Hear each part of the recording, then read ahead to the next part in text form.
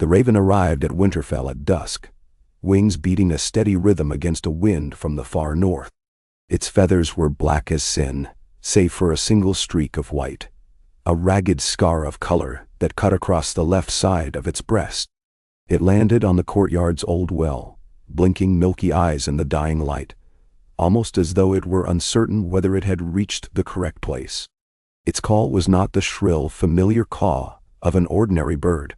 Instead, there was a low croak, a tremor that seemed to rise from somewhere deep in the creature's throat. Stable hands paused, exchanging uneasy glances. In the stables, a black gelding snorted and stamped, as if responding to a call no living soul understood. Bran Stark was the first to notice the raven's presence from one of the windows in the great keep. He had been gazing down absently, lost in thoughts that were half his own and half the whisperings of other minds. He felt the bird's arrival like a jolt in his chest, as if an invisible hand had plucked the string of some ancient instrument within him. By the time he'd come back to himself, he had already turned his chair and begun to roll toward the steps, murmuring for Meera, who lingered a pace behind him.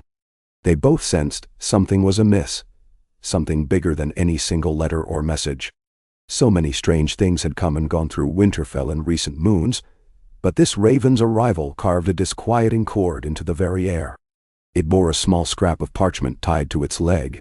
By the time Bran reached the courtyard, the bird had grown restless, hopping from one stone to another, snapping its beak. A stable hand approached cautiously, but the raven allowed itself to be touched. Its eyes searched the boy's face, darting between him and Bran as if it recognized who truly had come for the message. There was an intelligence in that gaze that defied nature. Bran felt a tremor of recognition, though he could not place it. When the parchment was finally freed from the raven's leg and placed into Bran's hands, he felt the stirring of weirwood dreams in his mind. Winterfell's courtyard flickered, momentarily replaced by images of swirling snow, of graves beneath the ice, of howling winds across an endless tundra. Yet it was only for a heartbeat. He blinked once, then unrolled the message. There was no proper script, no sign of quill or inkwell. Instead, letters had been cut from small scraps of old writing, glued or pressed together in a method so archaic, so desperate, it was reminiscent of some half-forgotten child's puzzle. The message, in its hodgepodge of letters, read, "Return north. The dead do not rest. Another night is coming. Seek me at the wall." Bran felt the words sink into him, each letter forming an echo in his skull. He could not imagine who had sent the message, nor how it had arrived via this singular raven. The stable hands peered over his shoulder, uncertain.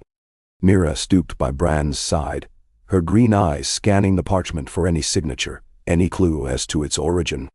There was none. The only clue lay in the final line, scrawled at the margin. Words have power. Ned Stark. But that name was impossible. Ned Stark, Eddard Stark, Bran's father, was dead, his head taken in the cruel sun of King's Landing. There could be no message from him. Yet the name was there, spelled out in the same scrawling of mismatched letters. Bran pressed trembling fingers against the worn scrap of parchment as the wind hissed through the courtyard. The raven let out another low croak, as if urging him to read it again, to let the words sink deeper. The ground beneath Bran felt like it might fall away at any moment. It was as if the ghost of his father had stepped through a secret door in time. For hours Bran did not speak. He kept the note pinned in his fingers, and he retreated to the darkest recesses of Winterfell's library with Meera, summoning all the old knowledge he had gleaned as the three-eyed raven's successor. He tried to slip into the weirwood trees, to see if there was any truth or trick behind the raven's message, but the visions were clouded. The snows in the north had thickened, forming a white cloak over everything, making the green dreams murky and difficult to navigate. Shapes flickered in the swirling white, forms of men long dead. Memories drifted by, visages of ice and shadow, swords that shone with a frost-chilled glow, a legion of walking corpses, eyes shining blue with death. Then in the distance, nearly obscured by all the wind and swirling drifts, Bran thought he saw a figure standing at the edge of the world, sword in hand, heartbreak carved into the lines of his face. He saw his father, or something that carried the semblance of Eddard Stark. The figure stood in the heart of an ancient fortress, a place that made Bran think of the night fort at the wall. The man's gray eyes were filled with a sorrow that even death could not quench. His lips parted in a silent summons. Bran nearly jolted free of the vision, a mixture of hope and terror cracking through him like lightning. He tried to call out, to push his consciousness into the figure's mind, but there was only a muffled roar in return, as though the entire dream had been swallowed by thunder. With a gasp, Bran came back to himself, perspiration clinging to his brow, heart hammering. Meera asked him what he had seen, but all Bran could say was, "We must go north." He found that his voice was trembling.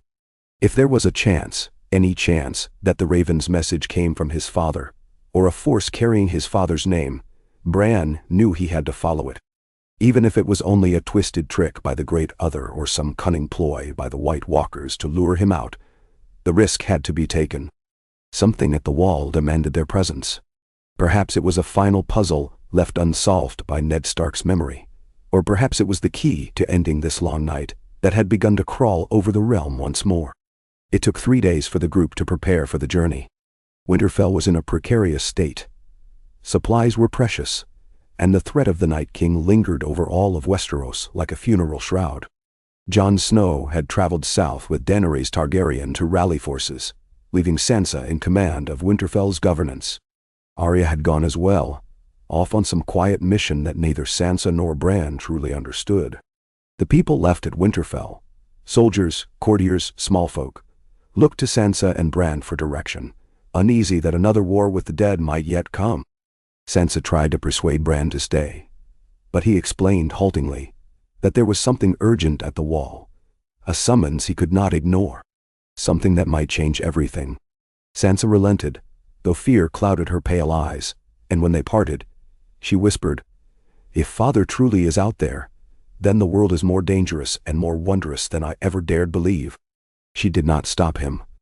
It was as if she understood the call of the North, the way the old gods summoned their children when the hour was darkest.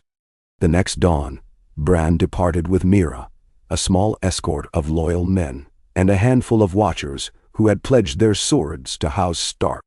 They set off, traveling by horse where they could, though Bran sat strapped to a specially constructed litter. The Raven fluttered at their side for much of the journey, occasionally vanishing into the clouds, only to reappear at dusk with that same singular call. They moved beneath skies so laden with snow that day and night bled into each other. The wind keened like a sorrowful widow. The trees grew sparse and twisted, the frozen ground as hard as iron. At times, Bran glimpsed shapes on the horizon, long-dead creatures stumbling across the tundra, or wights that prowled for living prey.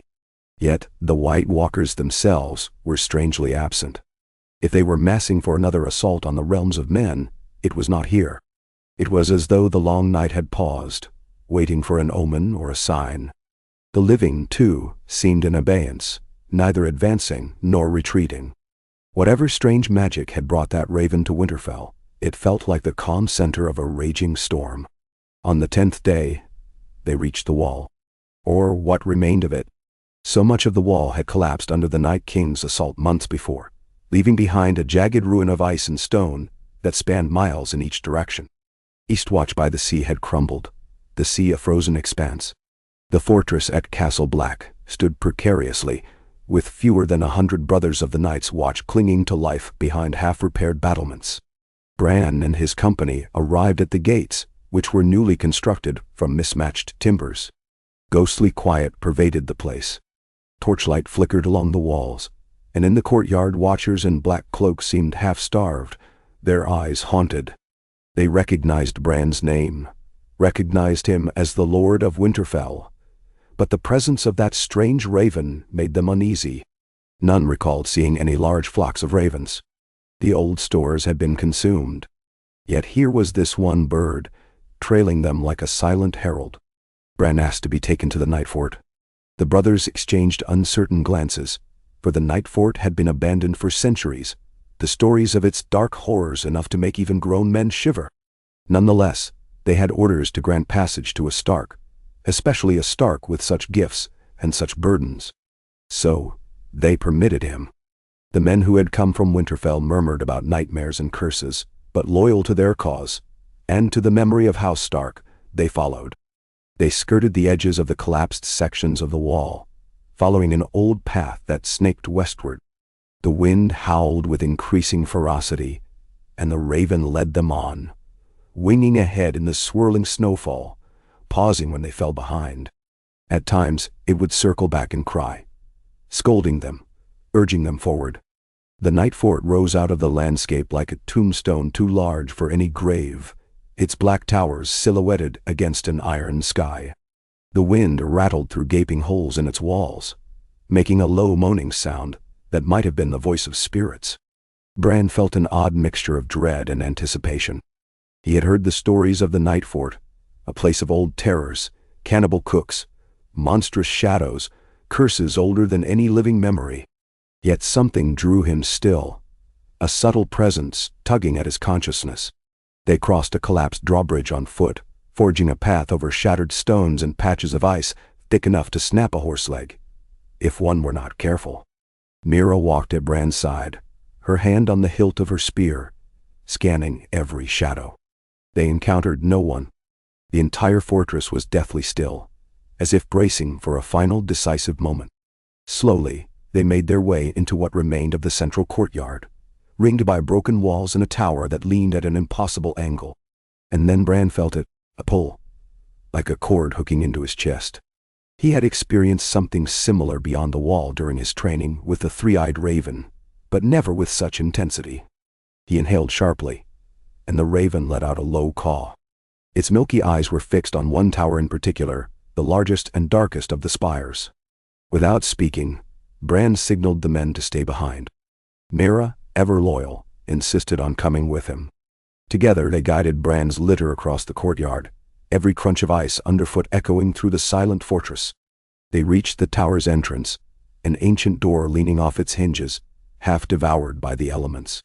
The raven fluttered ahead, slipping into the darkness. Meera raised a torch, revealing stairs spiraling downward, an odd design, as if this tower burrowed deeper into the ground than it reached up toward the sky. The air was thick and damp, scented with centuries of neglect and layers of dust. They descended cautiously, each step a warning of what might lurk below. The torch sputtered in the stale air, casting wild shadows along the walls. Somewhere in that gloom, Bran thought he saw a figure.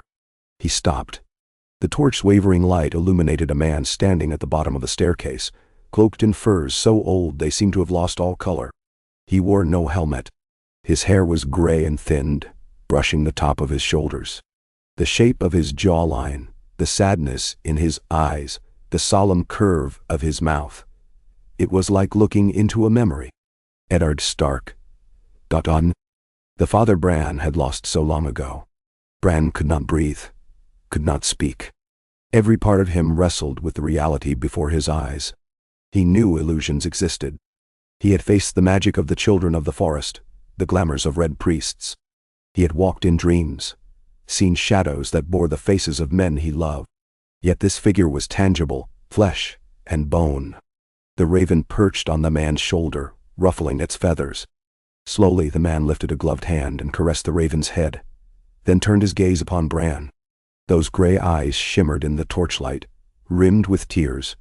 Or perhaps something else, something unearthly. Bran wanted to call him father. Meera's hand tightened on the torch, her face a portrait of horror and astonishment. Neither dared to speak. The silence stretched, broken only by the distant drip of melting ice. At last, the man spoke in a voice that was hoarse, burdened with secrets. "I am sorry, my son." Those words cut through Bran's heart. They were the words of Ned Stark, words weighted with regret and love. Tears sprang to Bran's eyes. The figure took a hesitant step forward, raising his hands to show that he meant no harm. "I am not as I once was," he murmured. "If it was in my power to remain at rest, I would. But the old gods have seen fit to raise me from my slumber. Not as a white, not bound by the White Walkers, but shaped by forces I do not fully understand. Now, Bran's thoughts came in a rush, Memories of his father in Winterfell's courtyard, teaching him how to hold a bow, how to stand tall even when fear gnawed at his bones. He recalled the gentle expression Ned wore when speaking to him about honor, about family, about the burden of justice. Yet the man before him bore lines of pain that seemed carved not just by sorrow, but by death itself. And his eyes, though they shone with a familiar kindness, seemed older than they should, as though he had walked 1,000 miles through a land of ghosts. Bran asked in a trembling whisper, "Are you truly my father?" He watched as the man closed his eyes, exhaling shakily. "I remember your birth in this world of war," he said quietly. "I remember holding you in my arms, your small hand grasping my finger like it was your lifeline. I remember how your mother's smile lit the room. I recall the first time you climbed atop the walls of Winterfell, how your mother scolded you after. I recall the wolves, how you and your siblings found them in the snow, 5 pups for 5 true-born children. I know the love I bore each of you, and the guilt that never left me. I am Eddard Stark, and yet I am also something else." Bran knew illusions could be perfect. Yet as the man spoke, Bran felt the weirwood's presence swirling in the air. There was an aura about him, the old magic of the North. He could sense that the spirit of Ned Stark had returned in a body no longer strictly alive, nor purely dead.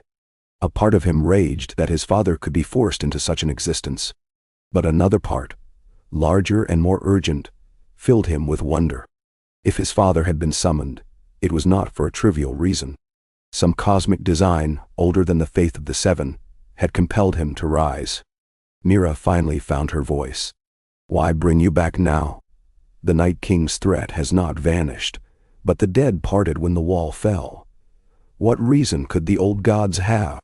Her grip on the torch remained firm, but there was a flicker of hope beneath her wariness.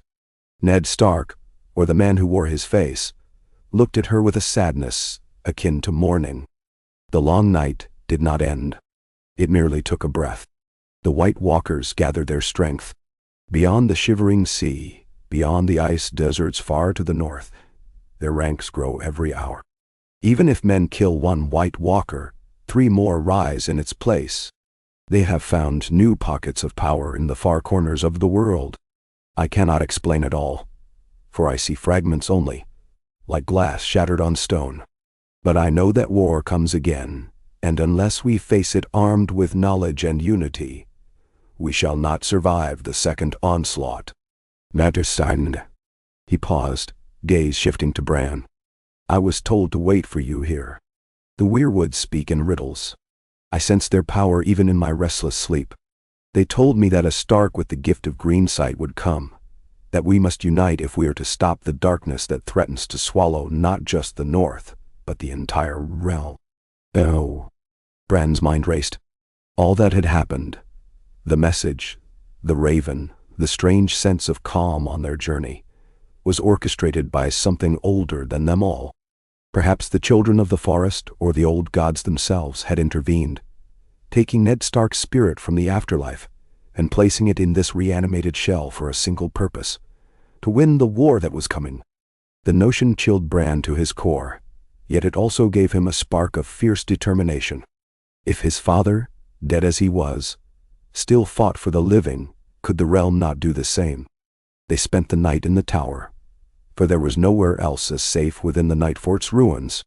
The men from Winterfell, along with the few watchers from Castle Black who had followed out of worry, made camp in a side chamber where the roof had not collapsed. None slept deeply.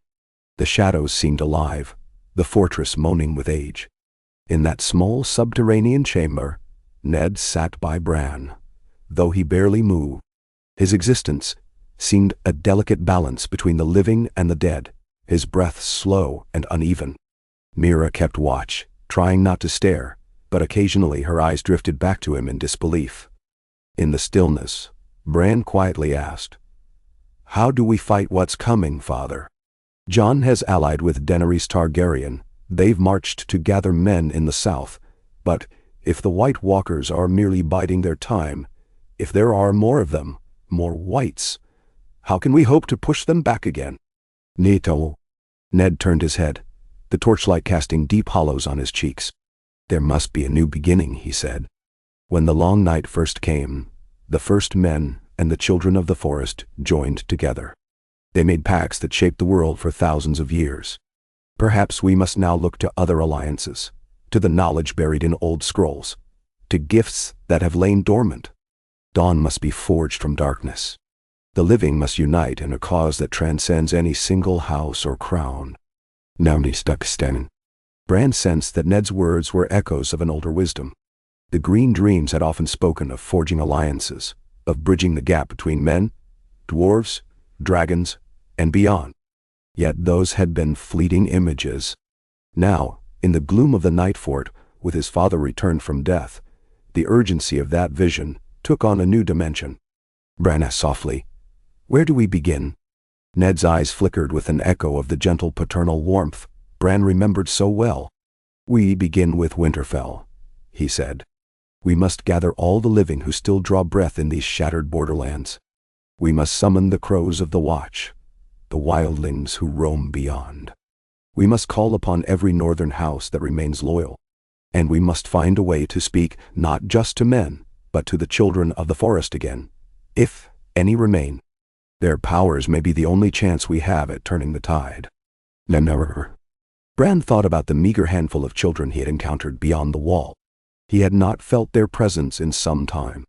Perhaps they had retreated into deeper hidden places, or perhaps they had nearly perished. Without them, the realm might not stand a chance. But it was clear that staying in the night fort was not an option. They had to move, to unite. And so the next morning, with as much reverence as fear, Bran invited his father, this strange revenant, to return to Winterfell. They made the journey slowly. The battered, swirling snow and biting winds worsened daily, as though the land itself raged at this resurrection. Ned Stark walked in silence for long stretches, occasionally pressing a hand to his chest, as though each step cost him. Sometimes Bran would see a distant glimmer in his father's eyes, a spark of the old Ned Stark peering through. At other times, he seemed burdened by ancient knowledge, stumbling as if illusions plagued him. The men from Winterfell kept their distance, muttering prayers under their breath. Mira hovered protectively near Bran, though Bran sensed a shift in her. No longer did she cling to her doubts. She, too, began to look upon Ned with a fragile hope. When they reached Castle Black again, the brothers of the Night's Watch could hardly believe their eyes. Word spread like wildfire among them that Ned Stark, once Warden of the North and father to Jon Snow, stood in the courtyard. Some fell to their knees, crossing themselves in fear. Others turned away, convinced it was some monstrous wight in the shape of a dead lord. Ned did nothing to calm them, only bowed his head in respect to the battered fortress. Bran and Mira had to speak at length with the acting Lord Commander, an old crow named Orisgale, before they convinced him that Ned was not an enemy. Eventually, a semblance of hospitality was extended, but it was clear that Ned's presence terrified them more than comforted them. Men do not easily welcome the dead into their halls. They stayed but 2 nights, enough to gather some meager supplies and attempt to encourage any brothers who wished to come south to Winterfell. "Our strength lies in uniting," Bran told them. "It is not desertion if the realms of men require your swords to hold back this new wave of death." Some were convinced, seeing that the ancient vows of the Watch were pointless if all living souls perished. Others refused, saying they would hold Castle Black until the bitter end. Bran admired their resolve, though he lamented that so few had chosen to join them. They pressed southward. Each day, Ned grew more accustomed to his resurrected body. At times he faltered, leaning on a makeshift staff. Other times, Bran saw glimpses of the man he remembered, straight-backed and unwavering. The escort from Winterfell hovered around him, unsure whether they should protect him or fear him. The living father and the living son traveled together, forging a bond that was equal parts joy and sorrow. Bran tried tentatively to tell Ned of all that had happened since his execution. Of the war against the Lannisters, the rise of dragons in the east, the Red Wedding, the victory at the Battle of the Bastards, the forging of alliances with Daenerys Targaryen. At each account, Ned would bow his head, as though mourning the tragedies yet quietly proud of the courage shown by his children. He gripped Bran's hand once, uttering, I feared for you, all of you." The words carried such raw emotion that Bran could only nod. At Winterfell's gates, their arrival caused an uproar that was half panic and half reverence. The ravens had flown ahead, carrying news. By the time they reached the open courtyard, nearly the entire household had gathered. Soldiers clutching spears, stewards and stable boys, peeking around corners. Sansa was there, standing by the great keep's entrance. Her hair glowed like copper fire in the wintry sunlight, and her face was as pale as the snow beneath their feet. Beside her stood a handful of lords sworn to House Stark, young and old, wearing the expressions of utter disbelief. Ned saw his daughter and froze. Bran felt his father's unsteady breath quicken, the staff trembling in his grasp.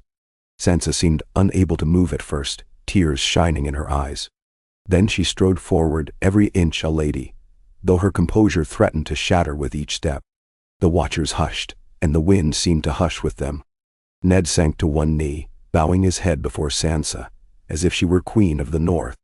The sight was so at odds with Bran's memories that his heart clenched painfully. Sansa sank to her knees as well, face to face with the father she had lost to the executioner's blade. Her voice trembled. "I never dreamed, I never thought." She could not finish her words. Ned had lifted his head, taking her hands in his own. No one in that courtyard dared to speak, nor to intervene. This moment belonged to them.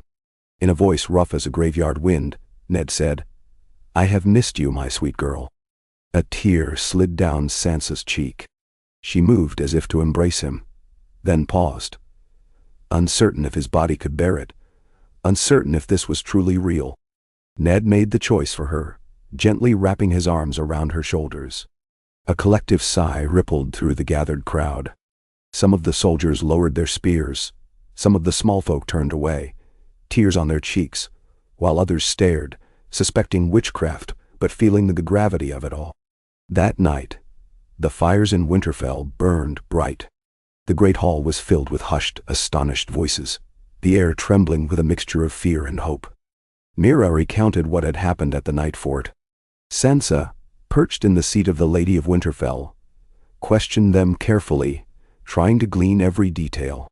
She looked at Ned frequently, as if afraid he might vanish. He remained near Bran's side, seldom speaking, nodding gravely at any mention of the White Walkers or the missing dragons. When Sansa asked how he had returned, Ned could give no simple answer. "I was pulled from darkness," he said quietly. "I remember resting in the halls of my forefathers, in a place where winter was peaceful, and the burdens of life had melted away. Then I was called by a voice older than the earth, telling me there was yet work to be done. I awoke on a slab of ice, beneath the empty eyes of the old gods. The raven came to me, whispering instructions, guiding me here." An eerie silence followed. Men scratched at their beards, women twitched their fingers nervously. Winterfell's maester studied Ned from a distance, as if trying to decipher a curative approach to a man returned from the dead. The talk eventually turned to the threat beyond the north, the rumor that the White Walkers were quietly amassing. Question echoed. Should they rally the Lords of the North again? Did they still have the strength after the last battle? Word from the south indicated that Jon Snow and Daenerys might not return for many moons, for they had to quell unrest in the Crownlands. If they could not wait, how would they stand alone? Ned cut through the talk with a resonant calm. "We gather every house that stands with us," he declared. "And we ride north again, to hold the line for as long as we must. We cannot let the dead advance. The path of the future has many branches, but we must walk it without fear." Hearing him speak in that tone, a tone that once commanded the respect of lords and kings, moved the gathered men and women. Many recalled Eddard Stark as a just and honorable warden of the North. Some who had fought in the earlier wars with the dead felt their hearts stir, as if hearing the call of a trusted captain. Yet the tension was undeniable. They were frightened of this unnatural father, this lord walking among them when he should be at rest in the crypts. But that fear warred with their memory of who he had been.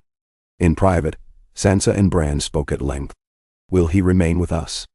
Sansa wondered. Will he fade, or turn into something monstrous? She voiced the fear that must have gnawed at her from the moment she embraced him. Bran admitted he did not know. He is bound by a magic older than the faith. The old gods have chosen him for a reason. But how long that bond holds, I cannot say. Bran lowered his voice. When I look into his aura, he flickers. There's a part of him still in the grave. This is not a life meant to endure for decades. Sansa's face fell. She pressed her lips into a thin line, nodding. Then we must make his time here matter, she decided. She asked Bran to speak with the weirwood, to see if he could glean more of what was to come. Meanwhile, she would send ravens to every corner of the north, calling bannermen and minor lords to stand at Winterfell's side once more. If this new assault is truly on the horizon, she said, we cannot be caught unawares. The days that followed were a whirlwind of preparation. The great hall was rarely quiet, with newcomers arriving. Lords from the scattered holds, old men who remembered Ned Stark's reign, young knights hungry for renown.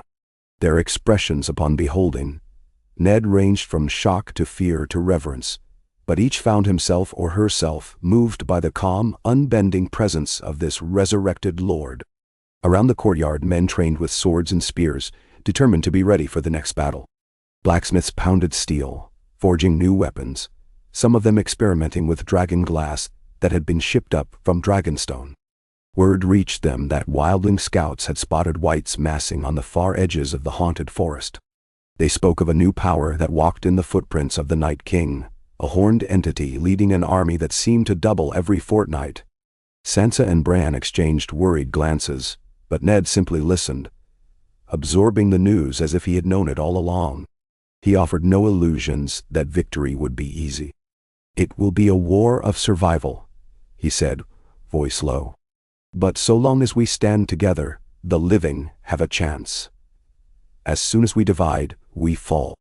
Bran attempted to slip into a green dream, seeking a vision that might illuminate the future. This time, he saw a battlefield of ice. He saw armies clashing under a sky of swirling snow. He saw dragons overhead, one breathing fire, another exhaling a torrent of freezing mist. On the ground, men and women from every corner of Westeros fought side by side. Knights in shining armor, wildlings in furs, Dothraki screamers, unsullied in disciplined ranks, northern bowmen and crossbowmen. And amidst it all, Bran saw Ned Stark, standing at the heart of the melee, a sword of strange light in his hand. It was not the flaming blade of a red priest, nor the familiar steel of Valyrian forging. Instead, it glowed with a soft, ghostly luminescence, as though moonlight had been trapped in the steel. Behind Ned, the standard of the direwolf fluttered, though it was torn and ragged.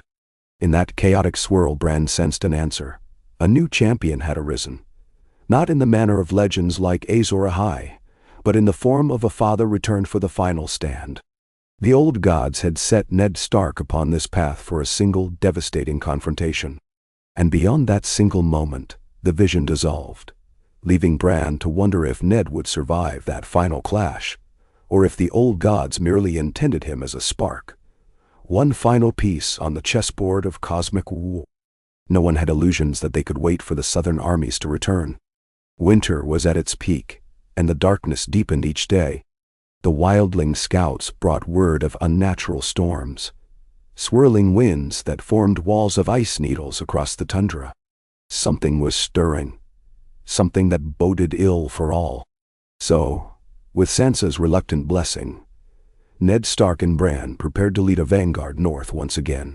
The goal was to meet the threat before it reached Winterfell's gates, to hold the line if they could, to buy time for any reinforcements from the south to arrive. The night before they departed, Ned insisted on descending into the crypts. Bran accompanied him. They walked by torchlight, the crypt's cavernous corridors filled with the stone likenesses of long-dead Stark kings and lords. As they made their way, the flickering shadows seemed to animate the faces of old stone. At the final stretch, they came upon Ned Stark's own resting place, where a statue had been erected in his memory after the war. The likeness was not perfect, but there was a gentle dignity to it, as if it captured something essential about Eddard Stark's spirit. At the base lay the bones that had eventually been returned from King's Landing, the remains that once were Ned. Bran's breath caught in his throat. He stood beside his father, who stared at the statue carved in his own image, at the bones resting in the tomb. It was a moment outside the bounds of life and death, father gazing upon his own final resting place. Ned removed his glove, pressing cold fingers against the carved stone. There was no sign of revulsion or horror on his face, only a quiet acceptance. "I do not belong in this world anymore," Ned said gently, as though speaking to the statue. "But I will not rest until the living can find peace. That is what the old gods told me. My oath remains, even beyond death, to protect my children, to protect the North, to protect the realm of men." Bran stood silent, tears pricking his eyes. Ned turned to him, setting a hand upon Bran's shoulder. "You have grown stronger than I ever imagined," he said softly. "Stronger in ways I never understood. You bear the wisdom of the three-eyed raven and the mantle of the future. I do not know how this war will end, nor how much time the gods will grant me, but know this: I am proud of you. I always have been." Enin. Bran could only swallow his tears, nodding, though words failed him. In the hush of the crypt, father and son stood side by side, the living and the undead, illuminated by a single torch. Outside, a northern wind howled, rattling the iron gates of Winterfell, heralding the approach of a new storm. They marched at dawn. The vanguard numbered close to 2,000, a motley force of Winterfell guards, some Umbers, Mormonts, Glovers, and a handful of bold men from smaller houses. The wildlings who had taken refuge in the Gift joined them, led by Tormund Giantsbane. Sansa stood upon the battlements, hair and cloak whipping in the wind, as she watched them depart. Beside her stood those who would remain to defend Winterfell should the worst happen. The courtyard fell quiet when Ned Stark rode at the head of the column, wearing a patchwork of northern furs and steel, his posture regal despite the pallor of death on his skin. Bran traveled in a specially crafted saddle that allowed him to sit astride a sturdy horse, with Meera at his side. He could sense the fear rippling through the army, but also a fervent determination. Whispers flew. Was Ned Stark truly back to protect them? Was it a sign from the old gods that the North would endure? Or was it an omen of doom, a herald that the Long Night could never be defeated by mere mortals? The first few days of the march were uneventful. Snow fell in endless drifts, and the winter sun was little more than a pale disk. Men huddled around fires at night, gazing warily at Ned Stark, who seldom slept. He would wander the encampment, speaking in low tones to the watch, reassuring them that he felt no hunger or thirst as they did, urging them to preserve their strength. Some of the men found his presence comforting, recalling the sense of honor and steadiness he had once brought to the North. Others looked upon him like a walking corpse, whose existence defied all natural laws. But none could deny the ring of truth in his words when he spoke of preparing for a great conflict. Tormund Giantsbane shared stories around the fires, regaling them with his past encounters with whites and White Walkers. He laughed his booming laugh, but even the usually jolly wildling could not mask the worry in his eyes.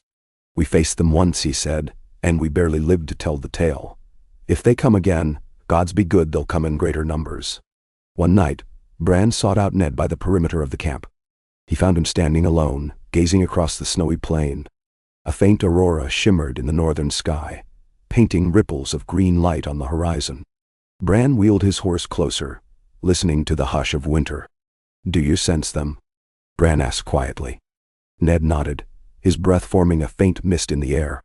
"They're out there," he replied, "like a pulse in the earth, growing stronger with each passing hour." He glanced at Bran, and in the faint glow of the aurora, Bran could see how pale his father's skin looked, how heavy-lidded his eyes were. "We will meet them soon, and the outcome may determine the fate of the realm." Bran steeled himself. He had seen the vision of a great battle. Perhaps it would happen here, in the desolate wastes beyond the wall's remains. He clutched a carved weirwood amulet around his neck, a token that reminded him of the power he carried as the three-eyed raven. Though he had not mastered all the secrets of green seeing, he believed that with his father by his side, living or undead, they might stand a chance of forging a path toward victory. By the 7th day of their march, they reached the bleak outskirts of a region Tormund called the Cold Valley. It was a place of sheer white plains, where the wind never ceased, said to be haunted by the remnants of old battles between the Night's Watch and the Free Folk. The emptiness stretched so vast and flat that it seemed to devour their column. That afternoon the wind shifted, bringing a chill that made men's teeth chatter, even beneath thick furs. Horses whinnied nervously, stamping their hooves against the ground. Ned urged everyone to tighten their formation. Bran felt the hairs on the back of his neck stand on end. A thin line of figures appeared at the horizon, silhouettes against the snow. At first, they seemed like rocks or stunted trees, but as the army advanced, those silhouettes took the shape of wights. Their frozen flesh clung to bones, their eyes alight with a terrible blue glow. They stood in silent ranks, dozens or hundreds. It was impossible to tell how many stretched beyond sight. Cries of alarm rippled through the northern host. Men scrambled to ready spears, shields, swords. Mira leaned her spear over her shoulder, scanning the ranks for something greater. "Are they waiting for us?" she muttered. Indeed, the wights did not charge. They remained still as statues. Ned raised a hand, halting the column. The wind whipped at his cloak, but he showed no sign of fear. Bran's heart hammered as the hush deepened. Somewhere behind him, Tormund cursed under his breath. Then, a larger shape emerged from behind the wights. A pale figure, on an ice-white horse. It wore a crown of horns made from glimmering ice, and its eyes glowed with the same blue flame. A White Walker Lord, or something akin to one, brandishing a spear that seemed carved from a single shard of glacial crystal. The White Walker lifted its spear, pointing it toward the sky in a silent command. The wights began to move, stepping forward in uncanny unison. The clash seemed inevitable. Men tightened their grips on their weapons, the lines forming as best they could on the uneven ice. Bran could feel panic rippling through the ranks. They had fought the dead before, but never in such open ground, never in so hopeless a terrain. Ned turned his head, meeting Bran's gaze. In the swirl of wind and snow, Bran saw determination etched on his father's undead face, as though he finally understood his purpose. "Trust yourself," Ned said. "Trust what the old gods have shown you. The living must not waver." "Namne." And then the dead rushed forward, a horde of rotting bodies with bones caked in ice, howling a dreadful wail that made men's blood run cold. The lines crashed together, steel meeting frozen flesh with a cacophony of shrieks and clangs. Horses screamed, men roared. The wights were tireless, unfeeling, hacking and tearing even after receiving mortal blows. Northern blades shattered, spears splintered. Tormund led a band of wildlings in a savage flank, trying to break the wights' momentum. Bran heard the ring of steel, the snapping of jaws, the crunch of bone. The snow turned red as men fell, screaming, to be devoured by the thrashing tide of corpses. Bran remained near the center with his guard, focusing on the amulet around his neck, attempting to slip into the weirwood-like trance. He tried to sense the presence of the White Walkers, to disrupt their hold over the wights, but it was like grappling with a storm of ice. All he could glean was a swirl of cold malevolence. The White Walker Lord hovered in the distance, mounted on its pale horse, controlling the tide like a master orchestrating a symphony of death. Ned plunged into the thick of the melee, cutting down wights with an ancient northern blade. The men around him fought with renewed ferocity at the sight of Ned Stark leading them. He moved with a relentless power, seemingly unconcerned for the injuries that would fell a mortal man. At times, wights clawed at his arms, tearing flesh. Ned did not falter. He only pressed on, every step moving him closer to the White Walker Lord. The fight stretched on, unrelenting. The howling wind carried the cries of men who were overwhelmed. It seemed for every wight cut down, two more rose, drawn from the swirling snowdrifts. Bran felt despair claw at him. The memory of the vision returned, Ned Stark with a sword of ghostly light. But there was no such blade here, only ordinary steel now dripping with black ooze from the wights. Without warning, the White Walker Lord spurred its horse forward, heading straight for Ned. The northern soldiers scrambled to intercept, but the walker swept them aside with supernatural strength, its icy spear shattering shields. Ned squared himself. The wind whipped his cloak, revealing the battered chestplate he wore. He raised his sword, battered by the previous clash, the edge notched. The White Walker's horse reared, letting out a chilling neigh. The two collided in a blur of steel and ice. Ned managed to deflect the Walker's spear once, and shards of ice flew from the clash. But the Walker was impossibly strong, forcing Ned back step by step.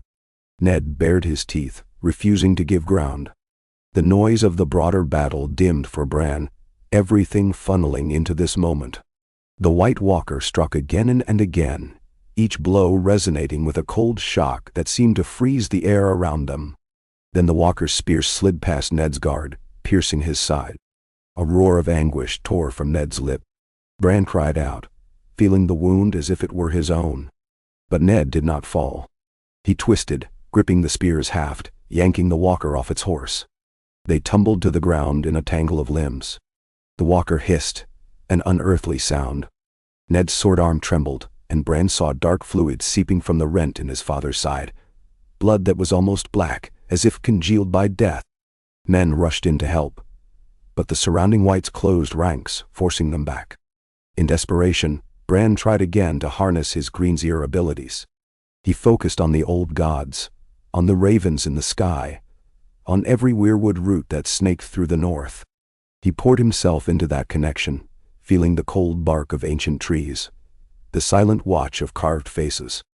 A primal energy ignited inside him, a wellspring of power that moved through him like the rushing of 1,000 streams. He directed it at the White Walker Lord, praying it might weaken the creature's hold over the dead. A trembling hush fell across the battlefield, as if a hidden chord had been struck. The whites seemed to hesitate, eyes flickering.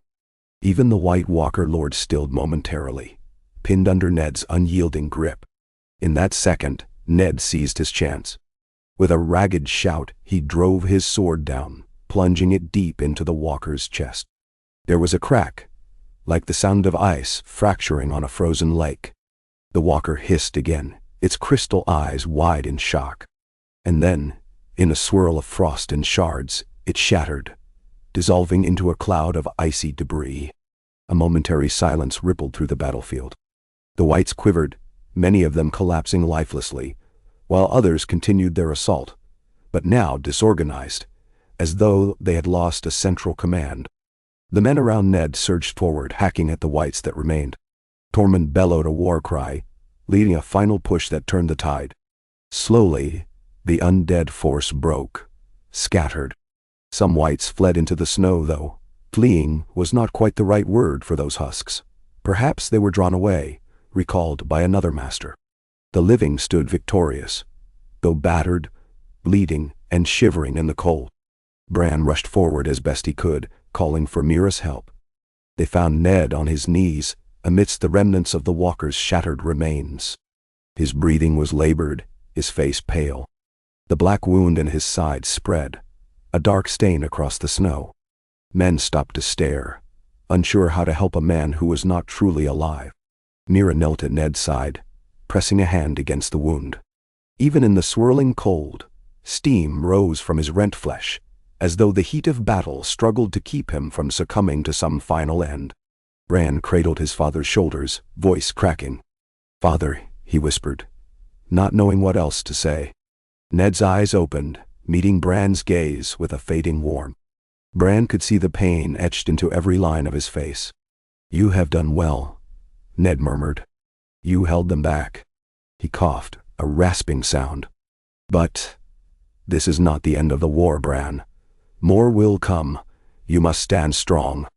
Bran wanted to protest, to promise a miracle, but he felt the old magic weakening around Ned.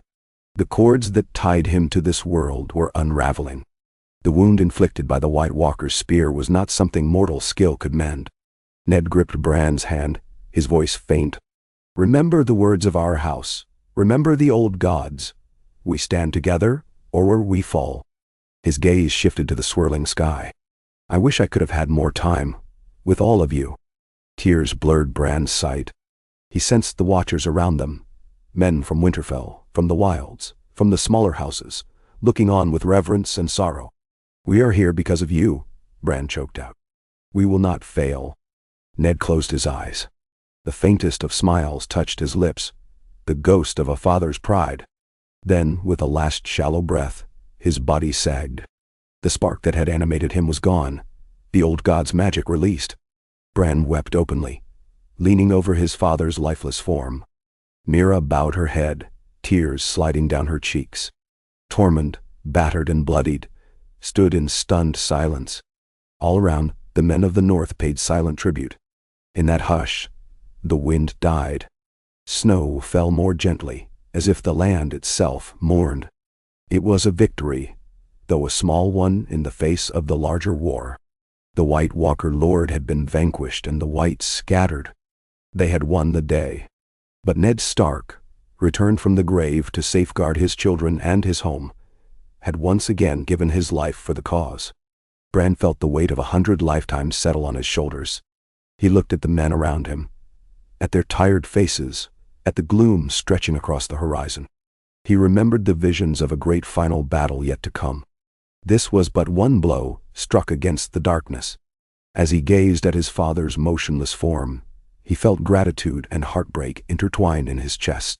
The old gods had given them one last chance to stand beside Ned Stark, to draw strength from his resolve and love.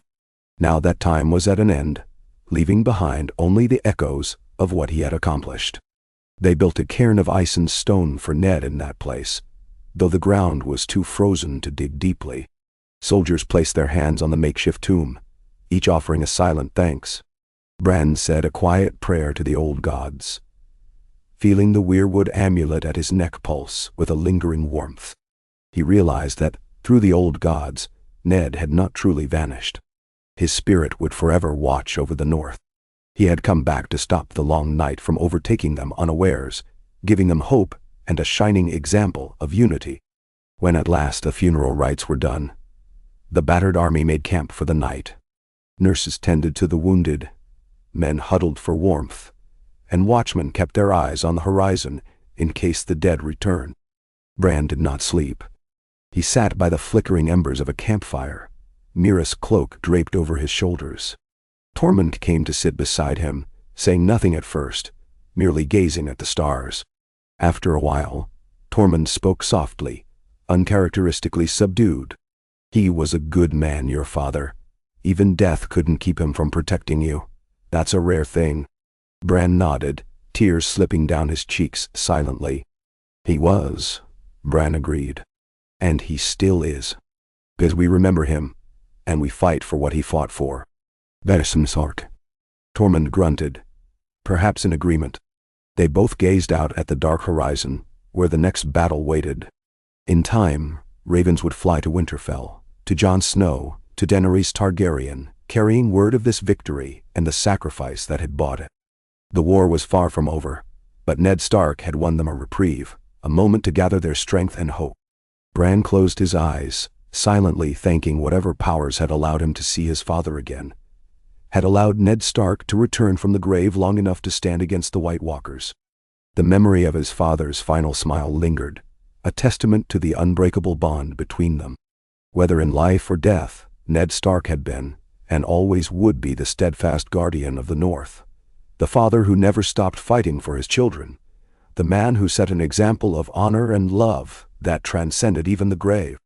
And as Bran drifted into a half-slumber, the wind murmured across the snow, carrying with it an echo of Eddard Stark's promise, that in the face of the greatest darkness, the flame of duty and compassion could still burn bright. The dead could rise, but so could the living stand together. The North remembered. And for as long as men dared to hope, winter might end, and a new dawn would break. Bran Stark did not move from the spot where he had held his father's broken body for a long while. The hush of the camp around him felt like a tomb, the only sounds the hiss of dying fires, the occasional groan of the wounded, and the unsteady scuff of boots as men limped past. The swirling snow had eased in the aftermath of the battle, and pale stars now shone overhead, cold and bright. Every so often, the embers at Bran's feet glowed fiercely in a gust of wind, casting flickers of red light against his face. Those who passed by looked upon him with respect and pity, but no one dared interrupt his quiet mourning. He had tried to steel himself for this moment. He had seen visions in the weirwoods, glimpses of a battlefield where his father, returned from the grave, would meet his final end. Yet none of that prepared him for the deep, gut-wrenching sorrow of seeing Ned Stark's eyes close for a second time. The old gods had granted them a gift, but only briefly. Bran supposed that was the nature of such miracles, not meant to linger, but to spark hope in the living. Now, dawn was creeping across the eastern sky, staining the horizon with a ghostly blue. The day after a battle felt too still, as though some essential part of the world had fallen silent. Tormund Giantsbane sat close by, hunched over a small fire. The flames danced on the edges of his thick beard, and from time to time he glanced at Bran, nodding a quiet acknowledgement of the boy's grief. If Tormund were any other man, he might have offered a hearty slap on the shoulder or some jape to lighten the mood. But Tormund knew better. He had fought beside Ned Stark in this final stand. He had seen with his own eyes that the man was no wight, but a father who would not rest until the realm was safe. There was nothing to say but to share the silence. As the army stirred with first light, men rose stiffly from bedrolls, wincing at injuries they had scarcely noticed in the frenzy of battle. Some rummaged through sacks of provisions, finding less food than they would have liked. Death hung over the makeshift encampment, for the ground had been too frozen to bury all the fallen. Instead, many bodies lay in rows or heaps, a grim testament to the cost of the victory they had wrested from the dead. Smoke drifted from pyres where they burned the bodies of whites and men alike, ensuring none would rise again under the White Walker's thrall. Soon, voices began to gather near Bran, men uncertain how to address him or how to proceed. They milled about, casting uneasy glances at the cairn of ice and stone that now housed Ned Stark's remains. Most of them had never imagined they would witness their lord reborn, only to lose him again. Some blamed themselves, as if they might have rushed in sooner. Others muttered about the old gods, uncertain whether to feel awed or abandoned. In time, the presence of so many watchers forced Bran to stir. He felt Mira's hand gently on his shoulder. When he looked up, she offered him a single nod, silent sympathy shining in her eyes. It was time to face what lay ahead. Bran ran a hand over his eyes, banishing tears. He was Lord of Winterfell now, and also the Three-Eyed Raven, though he still wondered if he was truly worthy of that title. He had to lead these men. He inhaled, then exhaled, letting the cold air burn in his lungs, hoping it would steel him. When he spoke, his voice emerged quietly but clearly. Gather the wounded. Gather supplies. We rest today, and tomorrow we march for Winterfell. We must regroup for whatever comes next. Simple orders, but they cut through the uncertainty. The men bowed or nodded, some with relief, some with stoic determination, then moved to fulfill them. Tormund hauled himself upright. "I will see to it," he said. "There's not much left to scavenge from the field, but the dead have no use for steel or cloaks. We'll do what we can for the living." The big wildling paused, his gaze shifting to the cairn. "He died a warrior's death, your father." His voice was low, reverent. Bran said nothing, only nodded. Tormund clapped him gently on the back, far more gently than Bran would have expected from such a bear of a man, then strode off, calling for wildlings and northerners alike to help gather what they could. Mira remained beside Bran, her spear strapped across her back. She was smeared with soot and dried blood, but her green eyes were unclouded and calm. "I'm sorry," she murmured. "I wish it could have been different." Bran nodded, words caught in his throat. He looked at the cairn once more, remembering the final moments. Ned's whispered encouragement, the ghost of a smile, the darkness that came after. Perhaps it was fitting that Ned remained here, in this place where he had struck a blow against the walkers, ensuring that wave of the dead would not roll south unchecked. But leaving his father's cairn behind on a random field of ice made Bran's heart ache. He murmured a small prayer to the old gods, silently hoping they would guide Ned's spirit to the halls of his ancestors once more. When he finally turned from that place, he felt as though he were leaving a piece of himself there. But he forced his horse to move, and Mira walked alongside him as they returned to the main cluster of tents. Soldiers parted for Bran, heads bowed. Some touched their brows in respect, others murmured words he could not catch. If there was any comfort to be found, it was in their new sense of unity. Wildlings and Northerners alike had fought together, bound by necessity and by Ned Stark's example. They had tasted victory, but it was a fragile sort of triumph. Bran feared it was only the beginning of a larger war. All that day and the next, the army lingered in the cold valley, tending wounds, salvaging gear, and burning the dead. The pale sky offered little warmth, and by nightfall, the temperature plummeted. Men crowded around fires, forging reluctant camaraderie in the face of death. The wounded were given what meager treatments were available: poultices of boiled snow and dried herbs, scraps of bandages. A few had horrifying wounds that no amount of salve would cure. They faced the onset of infection in a land without trained maesters in abundance. A handful died during those 2 days, their bodies added to the pyres. The black smoke curling into the sky seemed a permanent fixture of the camp. Bran did what he could to ease their burdens. He had learned some small healing arts from the children of the forest, little more than gestures or muttered incantations that soothed fevers or dulled pain. He quietly moved from tent to tent, ignoring the chill biting at his cheeks. Some men flinched upon first seeing him, as if uncertain how to regard this young lord, with a distant, haunted gaze. Others, especially the wildlings, recognized a certain power in him and allowed him to lay a hand on a burning forehead or a shallow gash. Sometimes his presence alone seemed enough to calm them. At least once, he sat through the night, pressing his hand to an unconscious man's chest, murmuring a chant in the old tongue that the children had taught him. The soldier eventually woke near dawn, fever-broken. Perhaps it was the chant, or perhaps mere luck. Bran offered what comfort he could. Meera saw the toll it took on him, and more than once she guided him back to his own tent, urging him to rest. "You're no good to anyone if you collapse," she chided. But Bran could not rest. Sleep offered no solace. His dreams were haunted by swirling snow, the clamor of swords, and glimpses of Ned's face. When exhaustion finally claimed him, he found himself drifting in and out of green dreams. He would see a great weirwood looming in an endless plain of white, its branches twisting to form 1,000 faces, each one whispering in a tongue older than man. Sometimes he saw flickers of battles yet to come, shapes of monstrous size, horns of ice, dragons weaving across the sky. It was impossible to discern the meaning of it all, but each dream left him with a sense of dread. The long night was not finished with them, no matter what small respite they had won. At last, on the 3rd morning after the battle, the battered host began its march back south. There were no wagons for the severely wounded, but men fashioned crude travois from scraps of wood and old pelts, dragging them behind horses or strong-shouldered wildlings. The going was slow. Fresh snow had fallen each night, blanketing the corpses of men and wights who had littered the battlefield. When they finally departed, the cairn that housed Ned Stark's body was already half buried in drifts.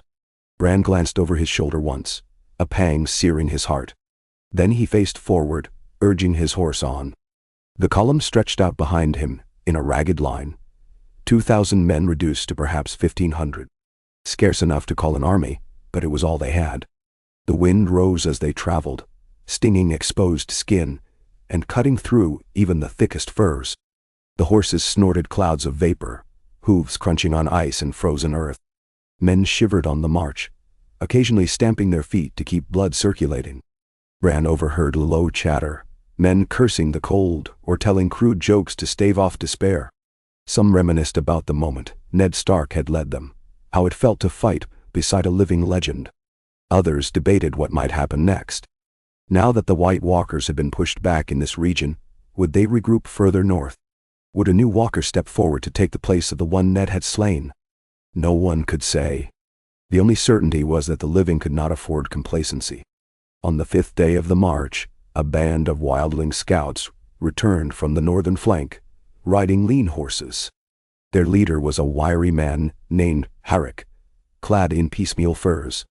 He found Tormund and Bran near the head of the column. "It's quiet up there," Harrick reported, swallowing hard. "Almost too quiet. We saw no sign of wights, no tracks that might belong to them. Plenty of snowdrifts, though. The land's shifting, like the storms are shaping it anew. Tormund tugged at his beard thoughtfully.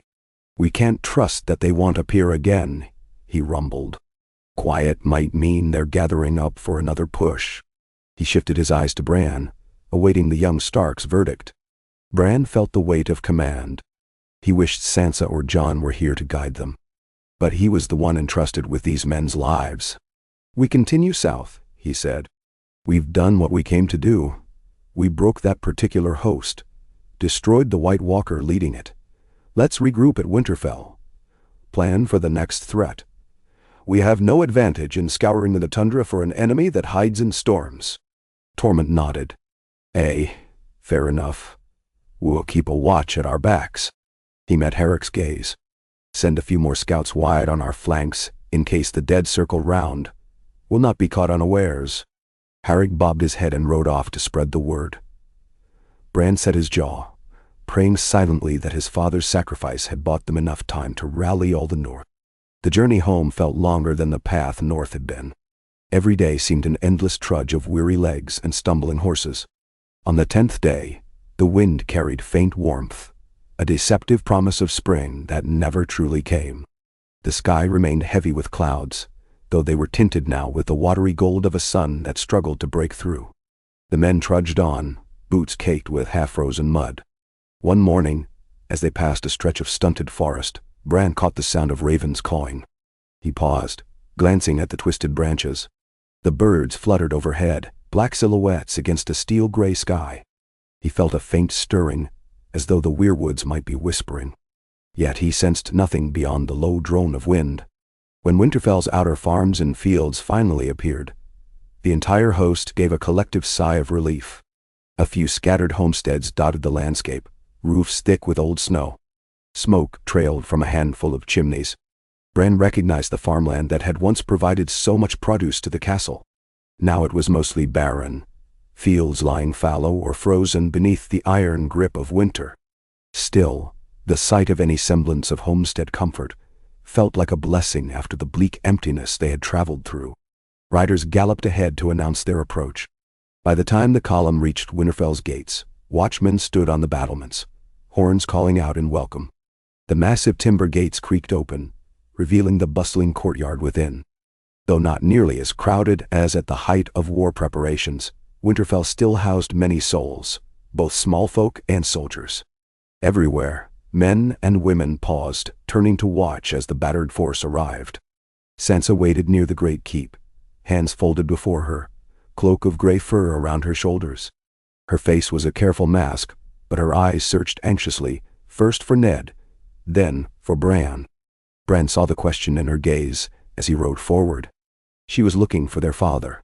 His heart twisted painfully, and he could not speak for a long moment. Her expression fell, and a hush moved across the gathered watchers as rumors of what had happened spread in quick, muted whispers. A single glance at Bran's face told everyone the truth. Ned Stark would not be returning again. Sansa stepped forward swiftly as Bran was helped down from his horse. He sat astride a special saddle, but in the confusion of the moment, his legs felt weaker than usual, drained by heartbreak. Mira moved to assist him, but Sansa gestured for her to wait. With surprising strength, Sansa took Bran's hands, then guided him gently down. His legs dangled uselessly, but she braced him with her own slender arms.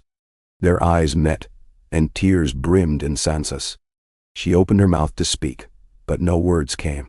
Instead, she bowed her head against Bran's shoulder, and he felt the tremor of her grief. For a time, neither spoke. Bran wrapped his arm around her back, holding her close, feeling the heat of her tears. He realized how much burden Sansa had carried here in his absence, governing the castle, worrying about her family scattered across the realm. She must have clung to hope that Ned would return with them, that they would both come, riding through Winterfell's gates, father and son, triumphant. Now that dream was gone. Eventually, Sansa pulled back, blinking quickly to compose herself. She brushed strands of coppery hair from her face, then faced the onlookers. Her voice held the poise and authority she had mastered over time. "Welcome home," she said to the weary host. "All of you fought bravely for the North. Your sacrifice will not be forgotten." Her voice quavered only slightly before she continued, We have prepared fresh bedding and food where we could. Gather your wounded in the great hall, and our healers will see to them. Winterfell stands with you." A subdued cheer went up, the men grateful for shelter, for any measure of kindness. Sansa glanced at Tormund and the other wildlings, who hung back uncertainly, unsure if they were truly welcome within the walls. But Sansa beckoned them forward. "You fought beside my brother and father," she said, voice steady. "That makes you welcome here. We have enough rooms and cellars to accommodate all who bled for us." Tormund's booming laugh had lost some of its volume, but he managed a grin. "I never thought I'd live to be invited into Winterfell's halls," he said, his tone a shade somber. "We'll keep the peace, my lady. Or queen, or whatever they call you." Sansa smiled faintly and nodded. The uneasy tension between Northerners and Free Folk had eased, for all had fought the dead. The lines that once divided them had softened in the face of greater threats.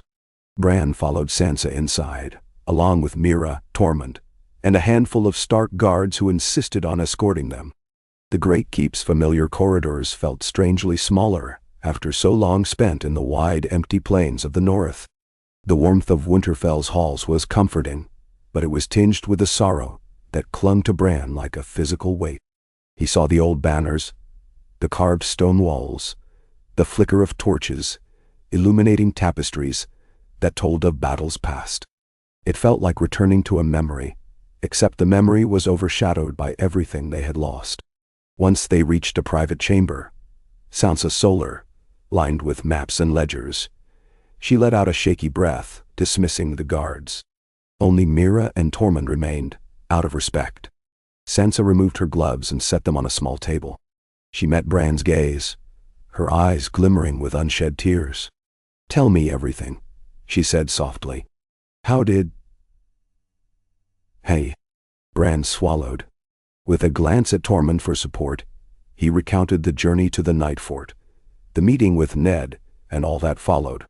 He told her of the White Walker lured the savage battle, and how Ned had sacrificed himself to strike the killing blow. As Bran spoke, the air in the chamber seemed to tighten, and Sansa's face grew paler, though she never looked away. She listened, hands clasped, to keep them from trembling, absorbing every detail as though this were her only chance to know the final chapter of her father's story. When Bran finished, Sansa closed her eyes, pressing her lips together. A single tear traced down her cheek. "He saved us," she whispered. "Father came back, and he saved us one last time." She let out a ragged breath. "May the old gods grant him peace." No one spoke for a long moment. The quiet felt thick, a bubble in time. Tormund shifted his weight, arms crossed. Meera stood near Bran, her gaze lowered respectfully. Outside the window, the winter wind sighed across the courtyard, where men were tending to their mounts and settling in for the night. At length, Sansa squared her shoulders. "We must ensure his sacrifice was not in vain," she said, her voice steady but hollow. "We must see that the North remains united, and that all the realm understands the threat that still lingers." She turned to Tormund. "I know you and your people have no love for lords and castles, but we need your help to keep an eye on the lands beyond the wall. The whites may be scattered for now, but we dare not let them reform unseen." Tormund gave a solemn nod. I can send some of my best scouts back north once they've recovered. We'll keep watch. If we see a new host marching, we'll send word. We'd never want those dead to come slinking back." Sansa's gaze moved to Bran. "You spoke of visions, of a greater war coming. Do you still sense it?" Bran hesitated, feeling the tug of foreboding that had haunted his green dreams. "Yes," he said softly. "The White Walkers are not defeated. It's as if we cut off one limb of a great beast. The rest still lurks, gathering power. I've seen images of other White Walkers in distant corners of the far north, forging new armies among the ice. Perhaps they haven't advanced because the realm is still braced for war, thanks to Jon and Daenerys' efforts, and the battle we just won. But they will come. We don't know when or where, but the long night will try to consume us again."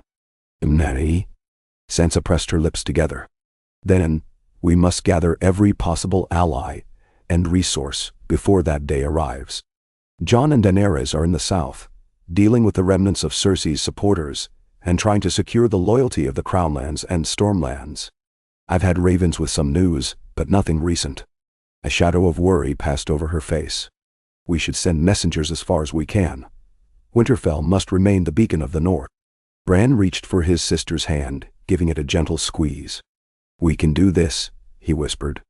We have to believe that Father's sacrifice has given us time to prepare. She nodded, summoning a quiet resolve. Then we won't waste it. That night, a subdued feast was laid out in the great hall, more for the sake of warmth and solidarity than celebration. There was little ale to spare, and even less fine wine, but the hearths were stoked to roaring flames, and there was hot stew aplenty. Soldiers, wildlings, servants, and minor lords mingled, united by the knowledge that they'd all faced the dead and lived. Conversations were hushed, many overshadowed by the memory of Ned Stark. Yet there was a grim camaraderie, a feeling that the North was truly one people in the face of the coming storm. Some men patted Tormund on the back, trading stories of savage fights. Others recounted how Ned Stark had led them, their voices reverent. Bran found himself at the high table, beside Sansa, with Meera and Tormund close at hand. The Mormonts, led by young Lady Lyanna Mormont, were present. Lyanna wore a stern, unyielding expression, her dark eyes fierce. Though she was barely a girl, she carried herself with an authority that made grown men pause. During the feast, she made her way to the high table, bowing respectfully to Sansa and Bran. Her gaze flicked to Bran with something like pity. I heard rumors that your father returned, she said bluntly, and that he fell again in battle. Is this true? Bran nodded. It is. Lyanna was not one for flowery words, so he simply added, he fought bravely. He saved us. A spark lit in her eyes.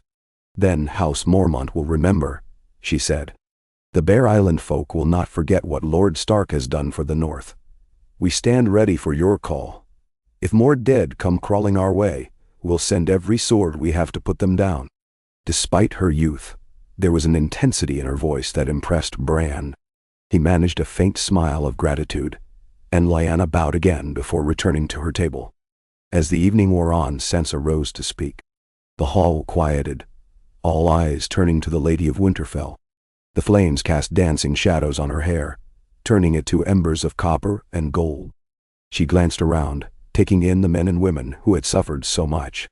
In a ringing voice, she said, We have all borne the weight of this war.